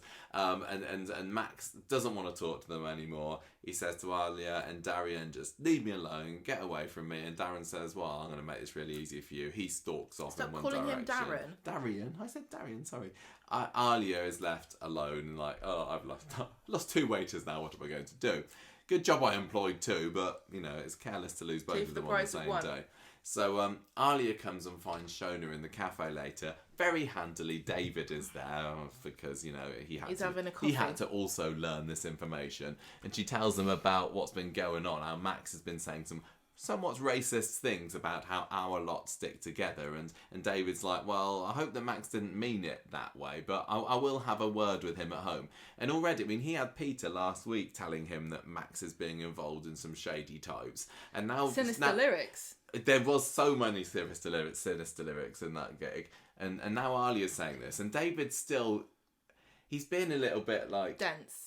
Yeah, he's kind of hoping. He's in denial. That's it. Why would you think that your kid suddenly out of nowhere over the course of 2 weeks would suddenly turn into a raging racist? But he has been a bit of a wrong 'un in the past, hasn't he, Max? And David's he is sticking his head in the sand a little bit about it. But David's been having trouble with Max in general over whether to be on his side or not. And is this a clever way Coronation Street has set this up, whereby David's going to take Max's side because he's going to think to himself, "Oh, I didn't back him up over the whole troll thing." Yeah, that's a really good point. He doesn't want another reason for Max to hate him, and that's a good point. So anyway, I'm lost where we are in our notes. He's like, "No, I don't he goes think home, doesn't so." He says, "I'm going to go and talk to him." So he goes and finds Max at home and confronts him, and Max is immediately defensive about what's happened. Max says, "Well, Darian, Alia, they're just banding together because of what they are." So David hears these parroted phrases coming out of Max's lips, and this is when Max tells him that Darian tried it on with Lauren, and David's like, "Oh, I don't believe this." He's a bit sceptical, and Max is like, "Well, typical you don't believe me, as usual." He sods off, leaving David alone, and David then takes it upon himself to go to Speed Dial to apologise on Max's behalf. I want there to be more between David and Max in this story. Max is letting him get away with things too easily, I think. David's letting Max get away with things too easily. Yes, sorry. He's letting him walk all over him a little bit. Max has got David round his little finger. I think this is plausible, though. I think it is. Given everything that's just happened between these two. Yeah, I just think that David... he's been weakened as a character a little bit at the moment. I think he needs to take action and not just stand there with Shona. As much as I'm loving the scenes where he and Shona are there making fun of Lauren coming round together, he needs to be a bit more of a responsible dad here. Is David ever going to talk to Maria about this as well? Because Maria's the one that brought Darren into the street. Yeah, that's a good is point. He gonna be She's not been in it, actually. And also, is David going to end up like, look, my son had no problems with any of this stuff until Darren come along? Yeah.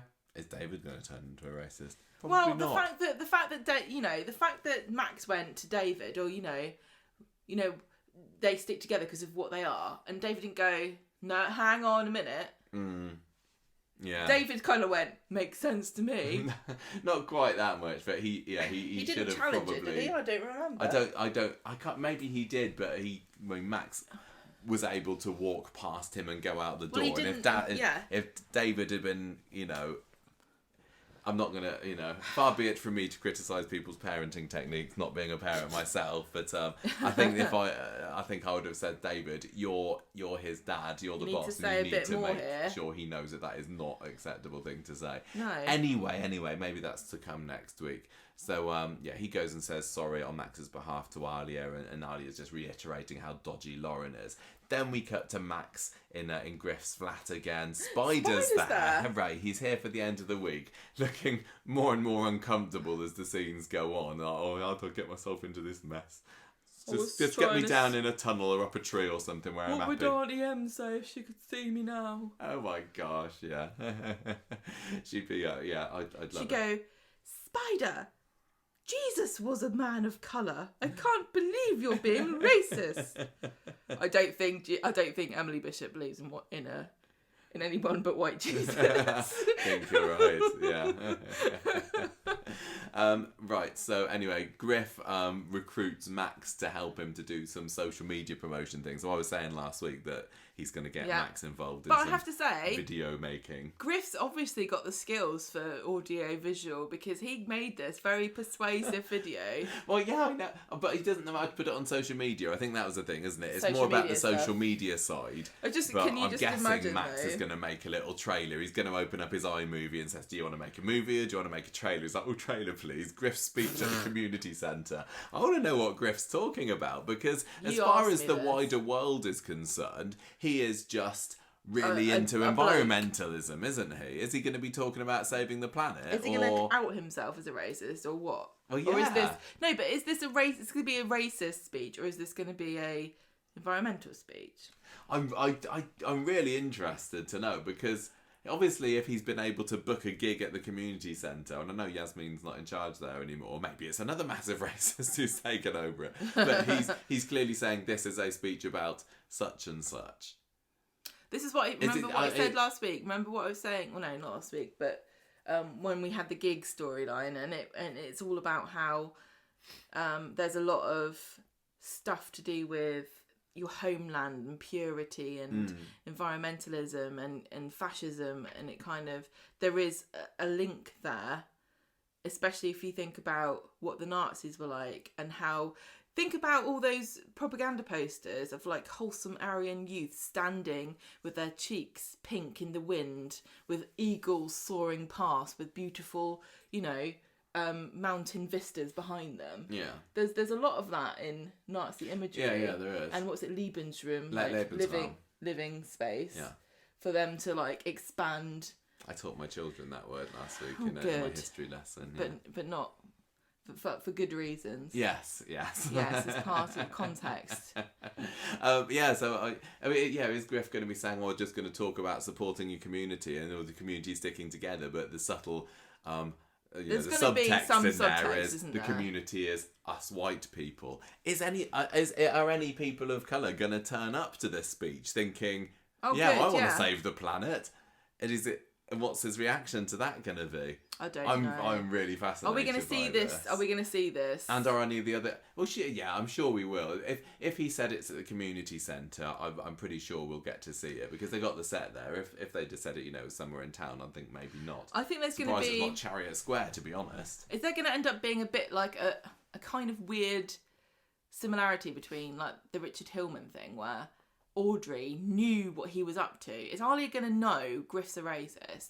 And he's going to go up and do all these speeches, and everyone's going to be like, no, I think you're getting the wrong idea, Alia. I don't think it's racist. Yeah, I think maybe. it's just, because there's a lot of things that you can say that, oh no, I didn't mean it like that, Yeah. Oh, you're just being paranoid. I'm really interested. Which other characters on the street might be going along to this speech? Who's the Paul. sort of who's the sort of person that goes along to speeches at the community gathering? Well, Is Ken going to go along and then he'll, because of Peter, he's also mega suspicious of Griff, isn't he? And Ken's going to be like, oh, you know what, Peter, you're right. Well, I can imagine Paul, he's kind of feeling alienated from his little family. His boss is black, so maybe if he feels like he's being picked on, he might get annoyed there. Maybe. He's not very bright. His mum's into woo-woo stuff. I can imagine they're quite environmentalist. Yeah, I guess so. I don't think that the story is ever going to go into recruiting other characters, because I don't think they want to do that. But no, this is Max's story. I do wonder if they had like a list of people. Like, we want to do a Ray Simpson storyline. We want to have somebody who's going to be radicalised into it. And I wonder how many people were on that list, and whether Paul was ever on that. Yeah, I wonder. I don't know. Who knows? Anyway, he's going to do this. He's going to do this promotion for the gig. I guess we'll see that on Monday. I don't know when the speech is supposed to be, but I think he said it was next week, so it's going to be moving pretty quickly. And that was kind of it from Max. But we also hear Griff telling Spider, we need to teach Alia and that lot a lesson for what they've been doing. So at the end of the episode, and I haven't written this in the notes either, so it's a good job I'm remembering, we see a shady figure scuttling up to the door of Speed Dial. I was thinking they're gonna set it on fire again, because it was only a year ago that happened last time. But no, some dodgy hoodie comes up to the Speed Dial, chucks a pot of red paint over the front door, scurries off into Villain's Alley. Who could it be? It's Spider. It's Spider. No. Well, he's done a crime. He's done a crime, I know. You're allowed to do crimes, undercover cop stuff? Yeah, they got diplomatic immunity. He's got a special badge, and if anyone came up to him, he'd be like, I'm doing it for the license to crime. Yeah. So that's Spider. He's just doing it for Griff. He texts Griff afterwards saying, I've done it. And also we had, and this is kind of just about related because Yasmin's in it, there was a scene, there was a kind of a story going along where Stu and Dee Dee are going off to London today for his hearing to get him off the... It's basically the I'm not actually a murderer, can you make sure everybody knows that I'm not a murderer, and can I have Eliza staying with me trial, isn't it? And so he's been exonerated. That's the phrase, yes. And he's told, I'm not a murderer anymore, so that means Eliza's going to be able to come and live with me. However, unlike many of the other houses on the other side of the street, there doesn't appear to be an infinite number of bedrooms here at number 6, so I'm going to have to move out. Or, and he doesn't say this, but I'm guessing this might be what happens, he just ends up moving into Yasmin's bedroom, thus freeing up a room for Eliza to stay in. Oh, that would be more convenient for everybody, wouldn't it? Yes, I mean, I'm thinking it's possibly going to go there. I just love the way that Stu keeps going, I've got this grandchild to look after. If only I had the means to do it. And Dee Dee's like, can we talk about your compensation? He's like, no, I'm too busy worrying about how I'm going to pay for my granddaughter. You know what I mean? It's like, you dumb idiot. You keep saying, no, I don't want to talk about compensation. Like he's being so noble. Man, you have bills to pay. Dee Dee's got to be paid. You've been taking advantage of Yasmin for a long time. I know that you are earning a wage and everything. You've been paying her rent? Don't think so. Didn't Alia take out? Wasn't she struggling to scrape up the money at one point? Probably. Like you shut up, man. Take that money and spend it on your grandkid and your girlfriend. So I mean, get yourself a new guitar. I'm thinking, even though because that wasn't really related to the Max story at all, was it? So I'm guessing that storyline's coming back, which we thought it would, because it's not over yet, is it? And at the moment, Bridget and Lucy are in prison, but Bridget's going to get it's so anticlimactic to me. It's like, it was all just what we said it was. No, it's not. There's got to be more to it, so I guess we'll find out that next week. But anyway, older Max stuff. I just want this story to be in it every day. I think Well, this is the freshest, most exciting Coronation Street has felt. I find for it very compelling. many a month. It really, really is. I'm loving it. I really am. And like I said before, the fact that Spider's in it, brilliant. I love it. Need a little bit of Toya, maybe. I was wondering whether, Spider doing this at the end of the episode, is this going to lead to the secret of him being a policeman coming out? Like, is he going to get caught? Is it going to be on CCTV? I don't know. Because Toya, they live on the flat opposite. I know. So, I want to know how much Toya's going to find out about this. yeah, Toya's hopefully going to see. I don't know. I'm the geography I can't remember. Can you see the speed dial front door from Toya and Spider? Oh no, Toya doesn't live there anymore, does she? What are you talking about? No, she lives in Victoria Court. I forgot. Yeah, Where does Spider live though? Where does Spider live? Well, he lives with Griff, I guess. I think so. Wow. I think they all live there together. No, you're right. It's okay. Scratch that story there. But I do wonder whether, because at some point Toya has got to find out that Spider's an undercover cop. Yeah, I'm not comfortable. Okay. Like, is she gonna find out that he's a racist and then find out he's an undercover cop? Because it feels like that's the more logical way. Yeah, and then he's gonna have to say, I'm not really a racist. I can't believe you're a racist. Toya. And there'll be an episode where she's like, oh, I'm really sad. And then there'll be an episode where he tells her that he's a cop. Yeah. I want it to happen soon because they just need to rip off that plaster. Safer for her to think he's a racist than it is for her to know he's an undercover cop. But he doesn't want to lose her. Yeah, but does he want to protect her or does he want to lose her? It's a dangerous game you're playing here, Spider, my friend. It is. I just wanted to find out soon because I hate the fact that he's lying to her. I love Spider and Toya. I love. You're watching them on Classic today, weren't you? Yeah, I was on Classic Corrie on ITV3. Spider came back for the first time in a while. Oh, they're just great. I love them so much.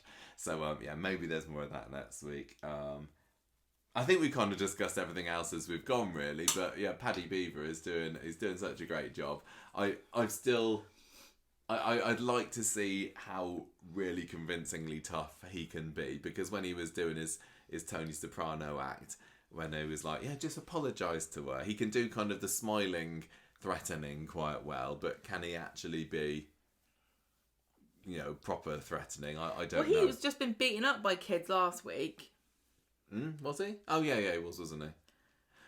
Yeah. So he's just a bully now because he obviously thinks he can take Darian, and he's like, it's one-on-one, so he's not scared. Poor Darian. Hope he turns out this all right. Like, how bad, how far is this gonna go? Like, this is gonna get awful. Is either Alia or Darian or someone like that they're gonna get yeah, they're gonna be badly hurt. Is someone gonna get killed? Like, I don't know where is know. Darian gonna come out of this alive? No. Because if they really want to shock, that's they awful. need to kill off Darian. Well, I'm okay with it at the moment. I found it more uncomfortable when we first started talking about this. Yeah. I think I've made enough disclaimers about, we're not coming from a position of before. I don't want to keep doing it every week, so I'm not going to. I'm just going to trust everybody understands where we're coming from with this. Yeah.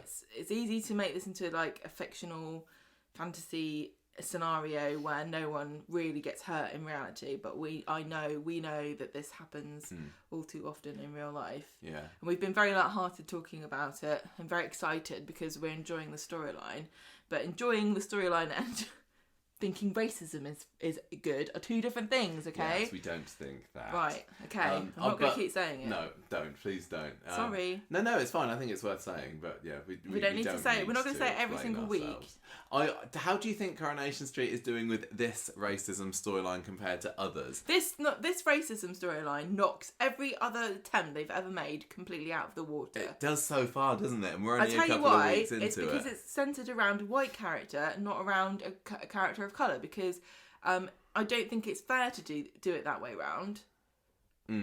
There's no nuance. It's just, racism is completely bad. This character's a victim of it. Everyone agrees. It's all bad. They said like something offensive that we can still broadcast before 9:00. End of story.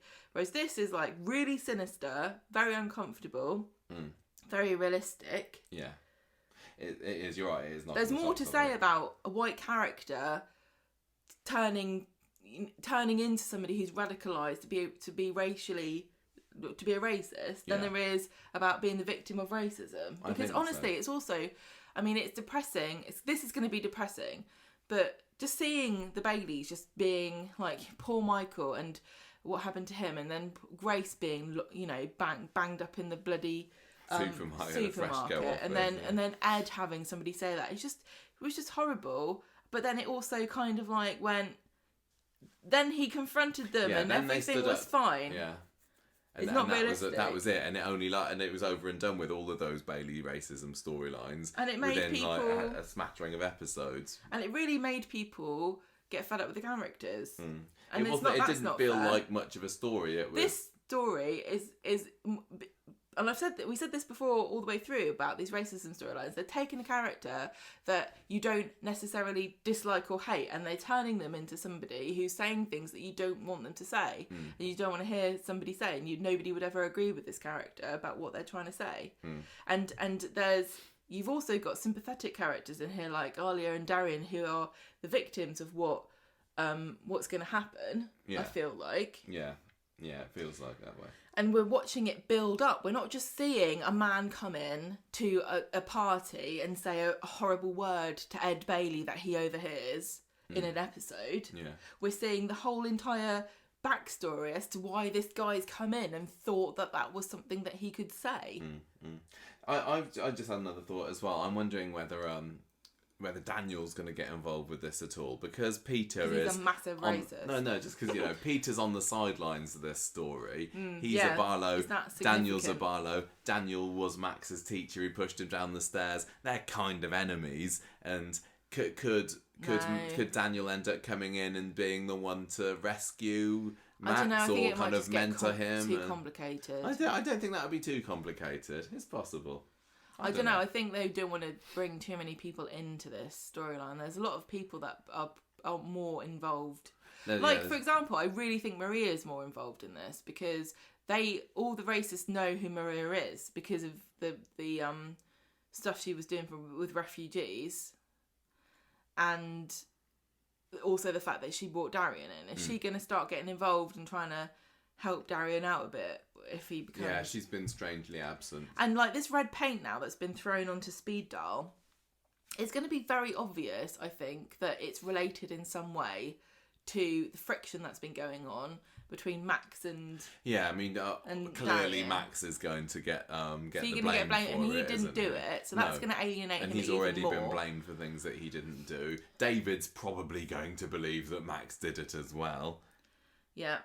And then Max is going to blame Darian because he's going to say, maybe people don't like the fact that he's working here. Yeah, maybe. Because he's been in the papers, Maria's been in the papers about refugees and stuff. Has Darian been in the papers about it? I don't know. I thought he was. Didn't he do an article?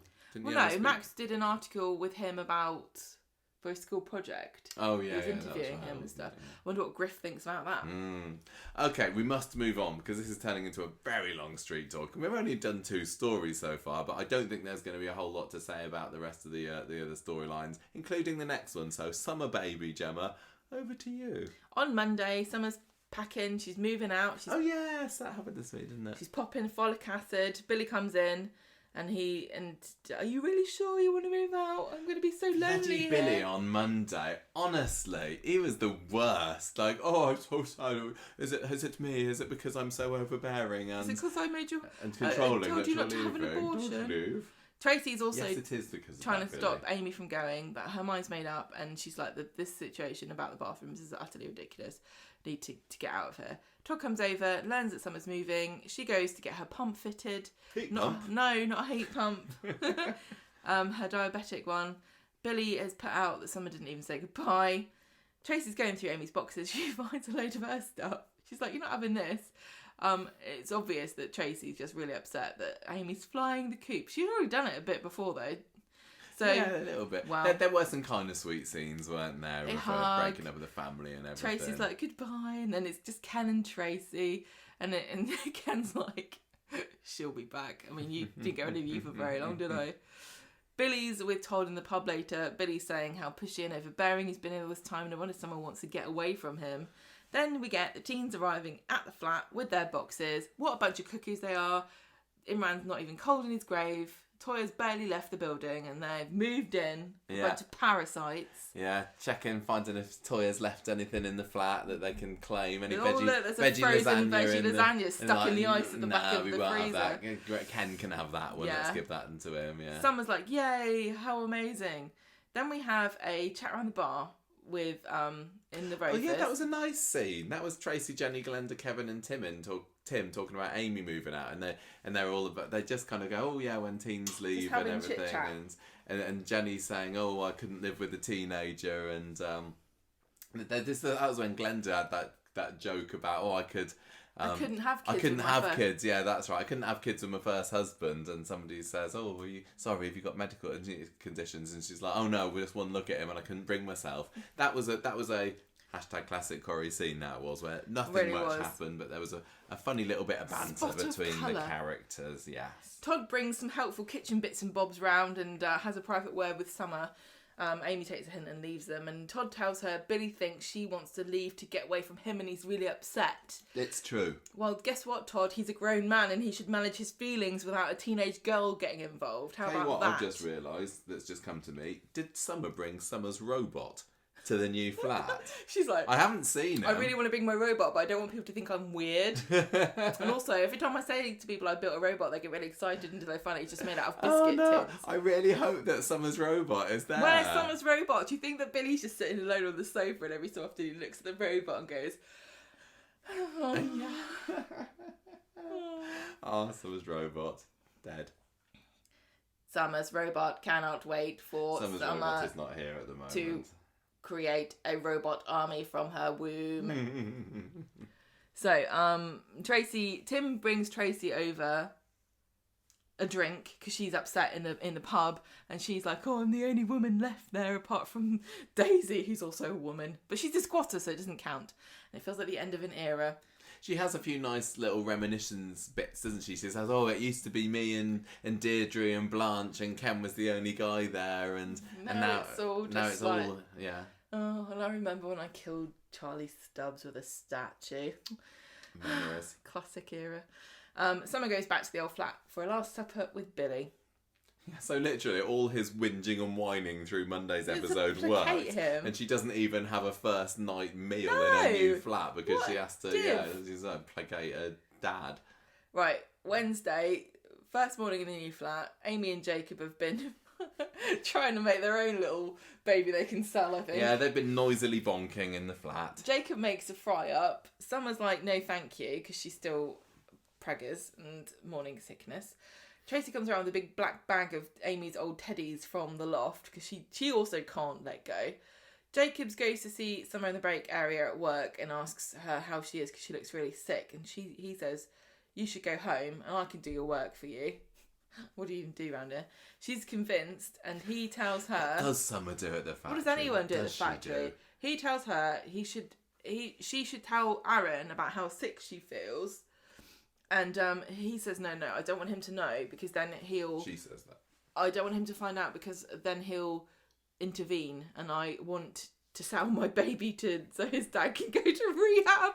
This is just an episode of Jerry Springer. She doesn't want him to feel guilty about her going through all of this just so they can get this Dad. 10 grand for what's his face, Back at Eric. the flat, Summer thanks Aaron for supporting her, and he's surprised that she's come home.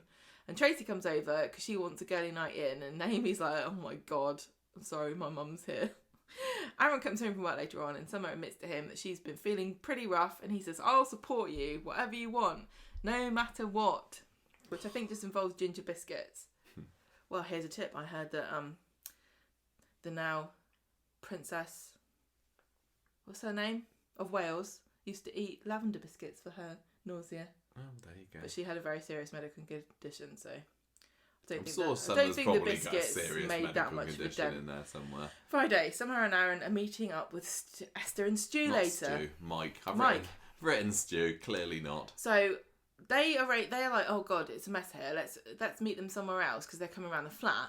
but then they realise they haven't sent the text message, and their place is an absolute pigsty because Jacob and Amy have just been doing I had so many flashbacks to when we lived in the student house and your mum came round. Yeah, I know. And she cried on the way home because of how bad it was, and your dad phoned you up and tried to guilt trip you. Was it even that bad? I mean, I think we were pretty good in, on the spectrum of students. What happened was we had a rota that was very strict about who was tidying what days, and it wasn't either of our days, and the person whose day it was didn't care. And also, the house that we lived in was an absolute disgusting dump. Yeah. There were bits of that house that had never been cleaned before. But really, I mean, it was a hovel. Yeah. Oh, Mum. Oh, she was really upset. Oh dear. She'd have liked this place. I think she'd be proud of you now. Yeah. Okay. She'd have approved of the curry room. I think so. So they're freaking out, trying to tidy up, but they don't manage it. And Esther and Stu are like, okay. Mike. Esther and Mike are like, okay, this is that. They give each other looks. So they bring around some meals in Tupperware and try to. It just reminded me of parents going to see their kids at university, and they're like, look, let's help you. And then, oh no, Billy buzzes up. They're worried. Yeah, they're like, does Billy know that you're still Someone's pregnant? like, please don't come up. I'll talk to you later. And Summer has to confess to them that Billy thinks that she went ahead with the termination. And they're like, what are you going to do about it? You can't hide this forever. And then Esther says, guess what? I've come up with a plan about this. And it's not really a plan for what's going to happen when Billy finds out she hasn't had an abortion. It's actually a weird, convoluted plan that means Mike is going to have parental rights over the child. Because they said, look, we've talked about it. We've looked into this, and the easiest way... Our friend who's a lawyer. They keep dropping that one in, don't they? We've got a friend who's a lawyer. I don't think they've got a friend who's a lawyer, Michael. I think they've got somebody who can Google things. Well, everybody in Coronation Street's got a friend who's a lawyer, haven't they, really? If you count Adam and Imran and Dee and all Imran's the numerous... dead, just to remind you. So sad. They say, right, we've looked into this, and the easiest way to do this is that to put Mike on the birth certificate as the father. And Aaron's like, you what now? And then they kind of go, oh, let's think about it. All right, okay, we'll do it. It's the only way. Yeah, the only way that we can do this legally is to pretend lie about the that father. Mike is the dad. So what could possibly go wrong there? Just ask Gary and Judy Mallet 25 years ago on Coronation Street, because when that Zoe Tattersall was up the duff, and Judy and Gary were going to buy her baby from her. They came up with the plan that Gary would pretend to be the dad, and that was a really great story actually. And he was like made to feel like like dirt by all the other residents. Like, yes, you've got this young teenage girl pregnant, and Judy, why on earth are you still staying with him? Yeah. And Gary couldn't cope with it in the end, and that was a really good story. And I can't believe they're going to do it like that again. I mean, 25 years is quite a while, and there's going to be some differences. Anyway, they go. Summer and Aaron are left alone, and he says, "Look, we don't have to do this." And she says, "But what about your dad? I've got to." And that's where we left it. Oh, she's such a goody. So, I mean, this is brilliant for Esther and Mike. Yeah. There's no downsides for them here at all. But Aaron and Summer are so gullible and trusting. Yeah. They don't realise how much power they've got here, and Esther and Mike are just running all over them. I really hate the idea of putting down somebody that's not the dad on a birth certificate. I don't know what it is about me, but I've got this really strong hatred of putting not hatred, but this really weird thing about birth certificates should have I don't think that's the right weird. parent. No, but some people don't.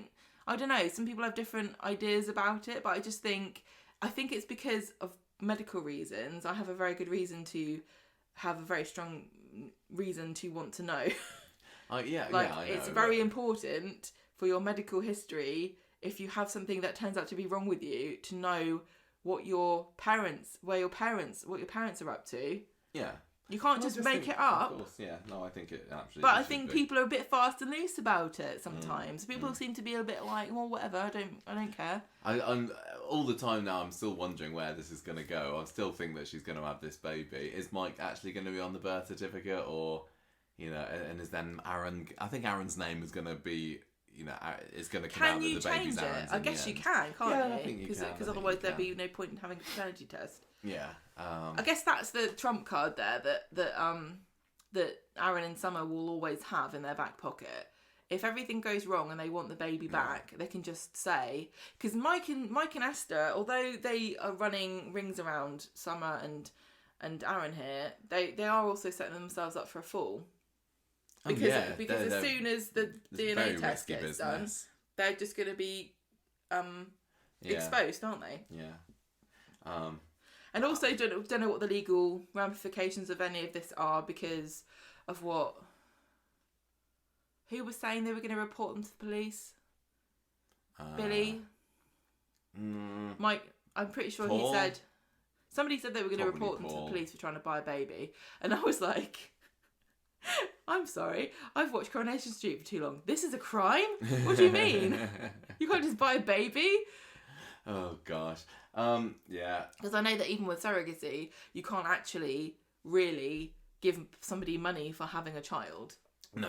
You have to give them money for, like... Yeah, it's the expenses, isn't it? Yeah. Which is kind of the language that Esther and Mike have been using, isn't it? Like, anything you need expenses-wise, but they're you know... They were not £10,000 worth of expenses. So is this like... Is this like a warning? Is this like another warning sign to us? Like, Mike and Esther look really, you know, sweet and stuff, but don't trust them because there's no reason for Mike to be put on the birth certificate. I think that right from the very first moment that we saw Esther I'm and giving Mike, them so much more. we're not supposed to trust slack them. than everyone else. They are very, very clearly 'Cause I'm untrustworthy. I'm like, I could buy a baby then. I didn't mind. What's wrong with buying a baby? No. They're 10 a penny, aren't they? Anyway, I don't feel that very much happened in this story this week, to be honest. I enjoyed all the new flat stuff. I think it's quite cool having them together. They Elle Mulvaney put on a funny TikTok video this week, didn't she, with Like with the Friends parody. theme tune and everything. I'm still like in the back of my head going, no, that's Toya and Imran's flat. But Toya and Imran never had a funny little TikTok about them moving in with a cool, like... They didn't, did They they? could have had the Seinfeld theme tune. I just don't find Aaron in the slightest bit engaging, but it's cool to have them, you know, moved out together. I could just take it or leave it with him. He's just a bit of a drip. Massive drip. Anyway, to Murderer, he wrote I just the thought Sam story. When Esther and no. Mike came into the house and they just saw what a tip everything was. And also there was drip in the tip. There's a storyline title for you. When they were saying, oh, we should be on the birth certificate instead of Aaron, we should put Mike. And they're like, okay then. If I was Esther and Mike, I'd be like, these genes are bad. These are bad genes. They're slovenly. They're stupid. What else is wrong with them? Gullible They're child. greedy. All the sins are in here. There's lust. Right, Murderer, he wrote, speaking of deadly sins. So this was kind of interesting this week. We got a little bit of a callback to Nick's, to Brian's murderer, didn't we, as well? Oh, I love a callback to a murder. I know, not Brian Packen, don't worry, you haven't missed anything. The OG Corrie But Brian. you might be forgiven for thinking Brian might have been murdered. Right, so on Monday, Nick is still telling Sam, no, you really can't write to Harvey anymore. And Sam's like, no, I'm not taking no for an answer, Dad. I'm going to carry on. Besides, didn't you want to know about the person who stabbed your dad? So this is the callback. So Nick's dad, Brian, was stabbed in the late 80s. And then 10 years or so later, he turns up to Nick's school, like doing The a murderer, tour. not The the dad. murderer does, yeah. Not the dad. Brian doesn't I wasn't revisit. dead after all. No. Saying, oh yeah, Darren Waitley, he was called, and he turns up at the school saying, oh, I've been in prison, you probably shouldn't do naughty things, college teenagers, because you don't want to end up like me. Nick does want to get revenge on him. He convinces Leanne, who, is he married to her at that point? I'm going to say yes, to write to him and kind of act all like she's interested in seeing him. Things go a bit awry when Darren is released from prison. He holds Leanne hostage in a conservatory or something, and Nick basically ends the story thinking, I probably shouldn't have done that, and Darren ends up going back to prison again. So yes, basically, Sam, Nick knows exactly how you're feeling because he did it exactly the same thing himself. So but he also knows that he doesn't want Harvey coming terrorising people in any conservatories. So it's not a great idea to do this. Anyway, Nick's kind of caught off guard by this because he is unaware that Sam's been watching classic Coronation Street on ITV3. Although, has that happened yet? Yeah, that happened a few years ago. I've lost track.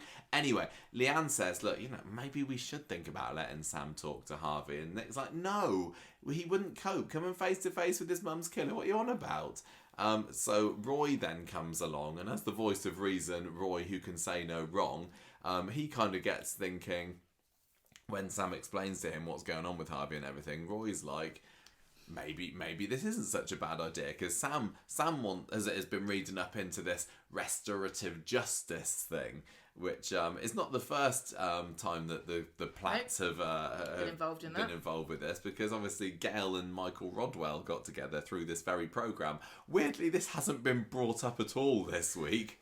I don't know how a family goes through something as out there and, a non-run-of-the-mill as restorative justice, how they go through it twice without mentioning it, but there you go. Because then they never shut up talking Gail's about not what been in happened. it this week, and Corey's probably been the better for it. So just quickly to remind everyone, this is what, during the last time we had a horrible recession and everyone was out of a job, we had Michael Rodwell. He was down on his luck. He'd been divorced from his family, lost all his money in his house, and he burgled Gail. Burglarised. And then she confronted him at the restorative justice thing, and then they fell in love, and he became a ice cream man. Yes. So maybe Harvey could, get into muffins or something. Anyway, Roy goes round to Nick's later and says, well, this is what Sam's asked me. I said I couldn't go with him as a responsible adult, but at least not without your permission anyway. But so Sam does have some good reasons for going, and he uses this chess metaphor or something, saying, "Oh, it's a gambit." Blah, blah, blah. Say he uses a flowchart or something. Like, I'm going to probably did that very as well. Short PowerPoint presentation. Nick, just sit down for a minute, please. So Nick admits to Leanne, look, my biggest worry is that Harvey, if Sam goes up to him and tries to do this, that he's going to totally revel in it, make Sam feel worse. And Leanne's like, well, maybe that's what Sam needs, and that's going to put him off. If he sees Harvey's just an asshole. Yeah, basically, then he'll back off a little bit. What's all this? I've just got a bit of note for the Fiz storyline. Doesn't really matter. That would have been good to have brought up, but never mind. Never mind. It's just Fiz meeting the author at the hotel. Yes, that happened. Saying, I found quite a few times this week, and I thought I'd corrected most of them with putting my notes in the wrong story. Never mind. Fiz is just saying to the author, please don't release the book, and the author's like, doesn't work like that, love, sorry. Anyway, did miss that, apologise for earlier. Later on, Sam's telling Nick about 85% of people who take part in restorative justice programmes rate the experience as positive. And Nick's like, really? That doesn't seem so bad, maybe. So he's been on the phone later on to the restorative justice charity. They've not had anyone as young as Sam involved in it before, but they've agreed to have a lovely meeting about it on Wednesday, and so they do. It's a bit of a way into the episode because it's an after-school thing. Sam's looking over his questions and everything. Meeting starts. Nick tells the lady that we're really a little bit concerned about what effects that Sam meeting Harvey could have on him, and she's like, oh no, well, it could be good for him. He seems very mature, he seems ready for this, he knows what he's on about, I'm willing to take it forward. And it really depends on the scriptwriter. Yeah, and after it's gone, Nick and Leanne are like, oh bloody hell, we didn't expect her to say yes. Nick's still really hoping that Sam's going to change his mind and says, you can back out of this whenever you want, and Sam's like, no, I'm not going to. I'm actually into it now. Yeah. And so Nick kind of towards the end of the episode says, well, look, I'm just going to have to go and speak to Harvey myself and ask him to refuse to see Sam, because these meetings can only take place if both parties agree to it. And the last thing we saw of Harvey, he was like saying, I don't want anything to do with him, actually. Can you tell him to stop writing letters to me? So we don't get to see any of that. The story kind of fizzles out, and Sam gets involved with Hope on Friday's episode, doesn't he? But yeah, nothing more with this story. I guess. Well, we yeah, may Nick find says, out I'll more go next talk to week. Harvey and get him to say no. And Leanne's like, oh, well, I'd be surprised if he said yes. I think he'll say no anyway. Yeah, exactly. Why would you agree to see a small child whose mother you murdered? It just, maybe it is just... What do they get out of it? Harvey may well think, if I am foul to him, maybe that will stop him writing to me, because he doesn't want to be bombarded with his letters anymore. Do you think they get incentives, the prisoners? Like, you get, less time on your thing if you sort of show that you're sorry. Oh, you probably do, actually. I can't remember. I mean, maybe that's why Michael was let out of the clinker fairly soon after seeing Gail.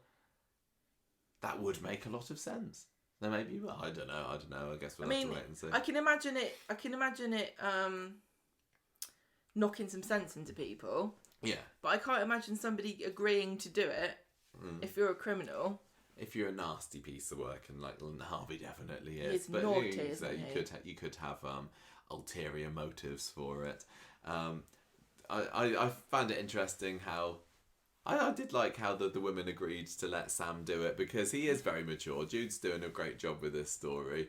How could you say no to somebody so well read and intelligent and completely understanding the situation as Sam? Well, I say he understands the situation, but he is also mega naive, isn't he? Because he's convinced that there is a reason behind what Harvey did. The fact of the matter is, Harvey didn't even mean to shoot his mum. This is the dangerous thing about a kid like him, because people kind of assume that they're more intelligent and worldly than they actually are. I mean, there's different sorts of intelligences, aren't there? He can play very well at chess, but he's got no idea about life. He is not blessed with the socially life experience. I think people assume things of children who are precocious sometimes, and I don't think that it's very fair on them. Well, maybe being a character in Coronation Street is going to be good, because if that's the place to get life experiences, isn't it? He's packed a lot in already, to be honest. Yeah. Finally, Fernie Bernie. Double-crossed. On Wednesday, Bernie's having no joy tracking down Fern, and then she gets a court summons for her plea hearing about the burglary, what she didn't not do. Gemma tells her that she needs to just fess up that she did it, and Bernie says... I can't believe that Gemma still doesn't believe her mum. I know, but don't forget Bernie's had a very colourful past. She has, but she's being very insistent that this woman is real. It is very weird that Gemma doesn't stop to think about, why did my mum steal things?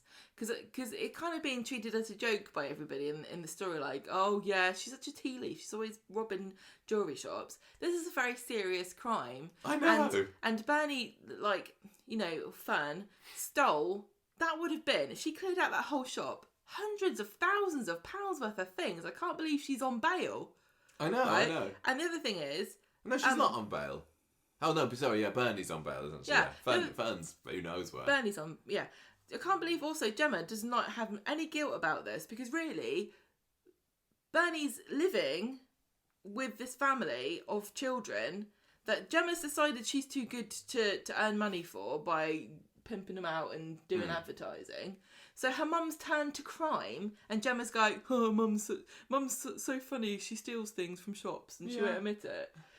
Wouldn't you be just torn with guilt and going, Mum, I know it's really bad, but we can cope. We don't need you to steal jewellery. Well, I think she'd also be probably quite concerned that Bernie was going to get, the book thrown at her. Yeah. And then who's going to look after the kids, because Bernie's probably on babysitting duty quite a lot. So it's very odd. I guess it's just a way of saying, Gemma versus Paul. But I think this is just like, just realise, everyone, this isn't really a serious storyline. It's not, but I'm very much enjoying it. So Bernie's like, I didn't do it, and Paul doesn't believe her. No, Paul does believe her. Paul believes her. Yeah. That's not what you wrote. That's not what I've written, but I watched the episode, so I know. I didn't watch it. I thought you'd take notes. No, I did watch it. Dev offers to book Bernie into a fancy spa so she can de-stress.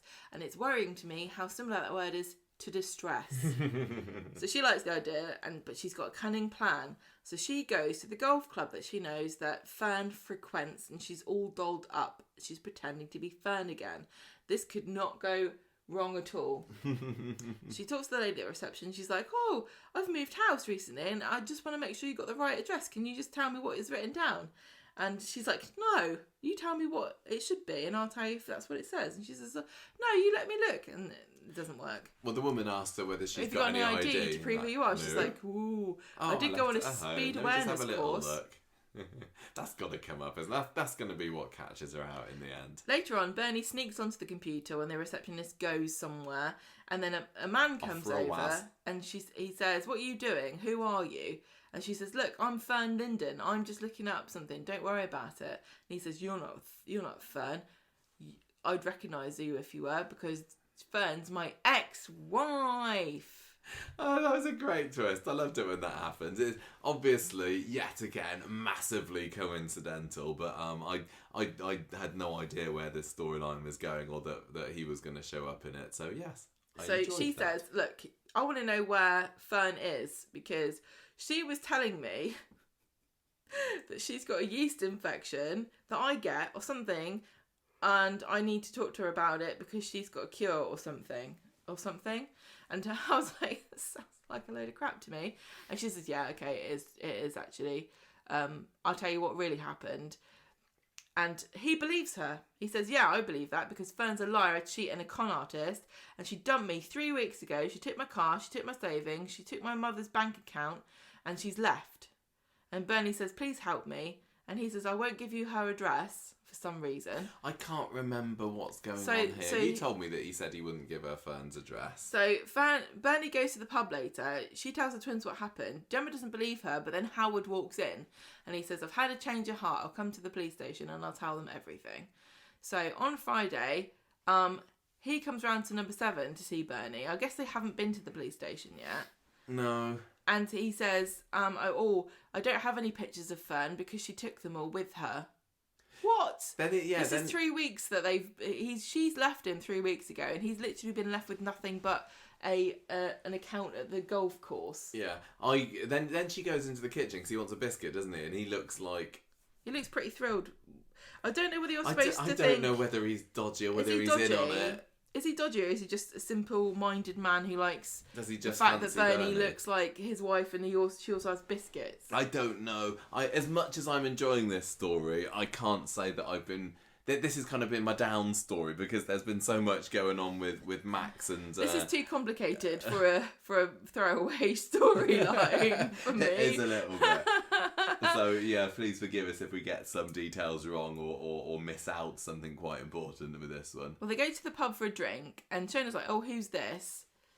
And she says to Bernie that I think he fancies you. And so they're still in the pub later on, and Howard's trying to find out what music she's interested in. And she says, look, your friend Bernie accuses him of trying to get into her knockers. Well, he probably wants to go there as well. She says, look, why are you asking me about what music I'm interested in? We're trying to track down your ex-wife. And it seems like you just fancy me. He's like, no, I don't want to get into your knickers, but what colour do you usually go for? And he's like giving her this cheeky grin, and she tells him to sling his hook. He comes back later with his tail between his legs and says, look, I went to the police station. I told them Bernie's been telling you that you've been telling the truth about the robbery, but they say they can't do anything about it. But I've got a plan, and this is my plan. I'm going to say that I won the lottery, and then she, because she's always checking on my social media, she'll come sniffing around to try and get her hands on half the cash because she's still married to me. So legally, half of that would be hers. What do you think? Sounds like a plan. Sounds like reckon part that might work. Sounds like part of the con to me. Do you reckon? Well, this guy is so dodgy. He is a little bit, but I don't know. Why doesn't he have any photos? Why? Right. Number one, how did he end up speaking to Bernie in the first place? That's suspicious. But it is a soap coincidence, so maybe we'll let that one slide. Yeah, we've been conditioned to just let them, wash over us when things like this happen. Why didn't he go to the police station on Wednesday when he said he was going to? Why did it take him till Friday? Did he even go to the police station? Who knows? Because we never saw him go there, and he comes back and says, oh no, they won't let us do it. Why doesn't he have any photos of Fern? That doesn't make any sense. If he's still got his mobile phone, then he's going to have a photo of her somewhere on there, surely. And also, he's got a social media account. He admitted to that. And she monitors it. So what does she do? Go on there and delete all of her photos? Makes no sense. Definitely feeling like Howard is He's in up on to it. something. He's saying to her, I'm going to pretend I've won the lottery. I'm thinking next week that lottery win is going to involve her having to give him some money or do something for him that makes it look like he's won the lottery on social media, but actually just another way to rinse this lot of idiots for some more cash. Tell you what, if you want someone to make it look like he's won the lottery on social media, Max is the guy to go to. He can make a really good PowerPoint presentation. Yeah. I don't know. It's ridiculously silly, but this is, I've said all the way the storyline's been going. I'm loving it. I hope we get to see Fern again soon, because I kind of miss her, and I'm really curious about what's going on with it. But yeah, so silly. I like Howard. Don't trust him. I like his inclusion. Bernie, this is really making me like Bernie a lot. What a silly story. What a silly sausage. Yeah. Yeah, I'm loving it. I think I've had a good week. I like the John stuff. I wish that we got more salacious details from the book. I would love to have gone to a book reading, where they read out the What, you yourself rather? No, the all as viewers. I know that they had a did. Q&A. Was he reading stuff out? Yeah, I reckon. He had copies of the books there. Was he reading stuff out that we heard? I don't remember. John Possibly. took a deep breath and walked into the classroom. Maybe a line or two. He knew that Rosie was locked in his attic, but the children had no idea. They had this book reading at the bistro a few weeks ago, didn't they? That fairy tale one. Yes. Why couldn't they have read some of the book I want to hear about? Exactly. Okay, so What you like scoring that. at? No, listen, I like the Max. I'm really intrigued in that. Even the summer stuff was tolerable this week. It was not intolerable. You're right. I will admit to that. It's because it wasn't, thrown in our face as the main story and going, you will watch and enjoy this. It was just like general moving in. She's fallen over again. Yeah. I give this 4 diabetic biscuits. Diabetic biscuits out of 5. Nice. I don't know whether it was a 4. I really did enjoy it, but I think I'm just bouncing off of some not so good weeks. I'm only scoring it as a week that it exists in. I'm not scoring it like on a scale of 1 to 5, where 1 is Kevin and Perry Go Large, and 5 is Star Wars: A New Hope. 5 is The Matrix. Max has seen that film. Red pill. Red pill. Right, now I'm going to give it 3.5. I'm going to give it 3.5 film buffs out of 5. Which we just remarked on because Griff said film, funnily. I'm going to give it 3.5 cardboard cutouts of John Stape out of 5. Oh, that was... Is John Stape going to be your character of the week? The cardboard cutouts of John Stape. Yeah. There were too many other great characters this week. Max. Do you reckon? Max Streamism. I don't know whether I'm thinking Shona, but I don't think it can be. But everything great. that Shona did was amazing this week. Hope, evil Hope. No. I still don't love Hope that much. Yes, I think I will go Billy, for Max. Summer. Just Aaron. I don't know whether I'm going for Max because just I like the Max story and here's the face of the story. Alia was good this week. She had that nice conversation with Max. Max, stop being a racist. I'm not racist. What do you mean? Max was pretty awful this week, but it's not his fault because a racist made him do it. So I will give. No, we're not excusing people. No, we're just... he was the most interesting character to watch this week. I think the and worst every time thing... he came into it, I was like, oh yes, it's a Max scene. That is good. The worst thing that anyone can, I think that we do, as like, well, there are lots of bad things that humans do, but just refusing to try to understand somebody and also pretending that trying to understand somebody, it means that you approve or like them. Approve of or like them. Oh yeah. No. Like, I think we need to understand how things like this happen, and this is probably going to be useful, and sadly, for families to watch this together to see, is this happening to my kid? Yeah, I don't know how much it happens. I mean, it probably happens more than you think. Yeah. And I also think that it normally happens on social media. I don't think it happens in real. It's kind of along the same lines as the county line stuff, I think, isn't it? Like kids being used for things and being groomed for nefariousness. So it does make me think of that story from a few years ago as well. You know, the kind of the theme of the week is sort of exploitation, really, because you've got Summer, you've got Hope, who's been tricked, you've got Max, who's being radicalised. Very good point. Thanks. Yeah, exploiting the kids is this week's theme on Coronation. Maybe he's give it 3.5 exploited children on Coronation Street this week. Yeah.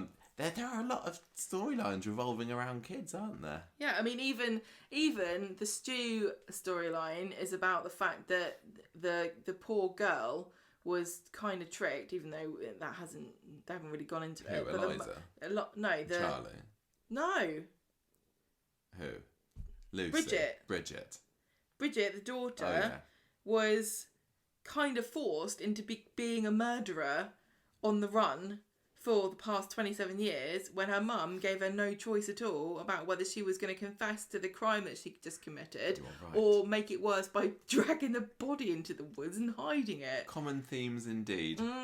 Right, that is a street talk. I don't agree with it.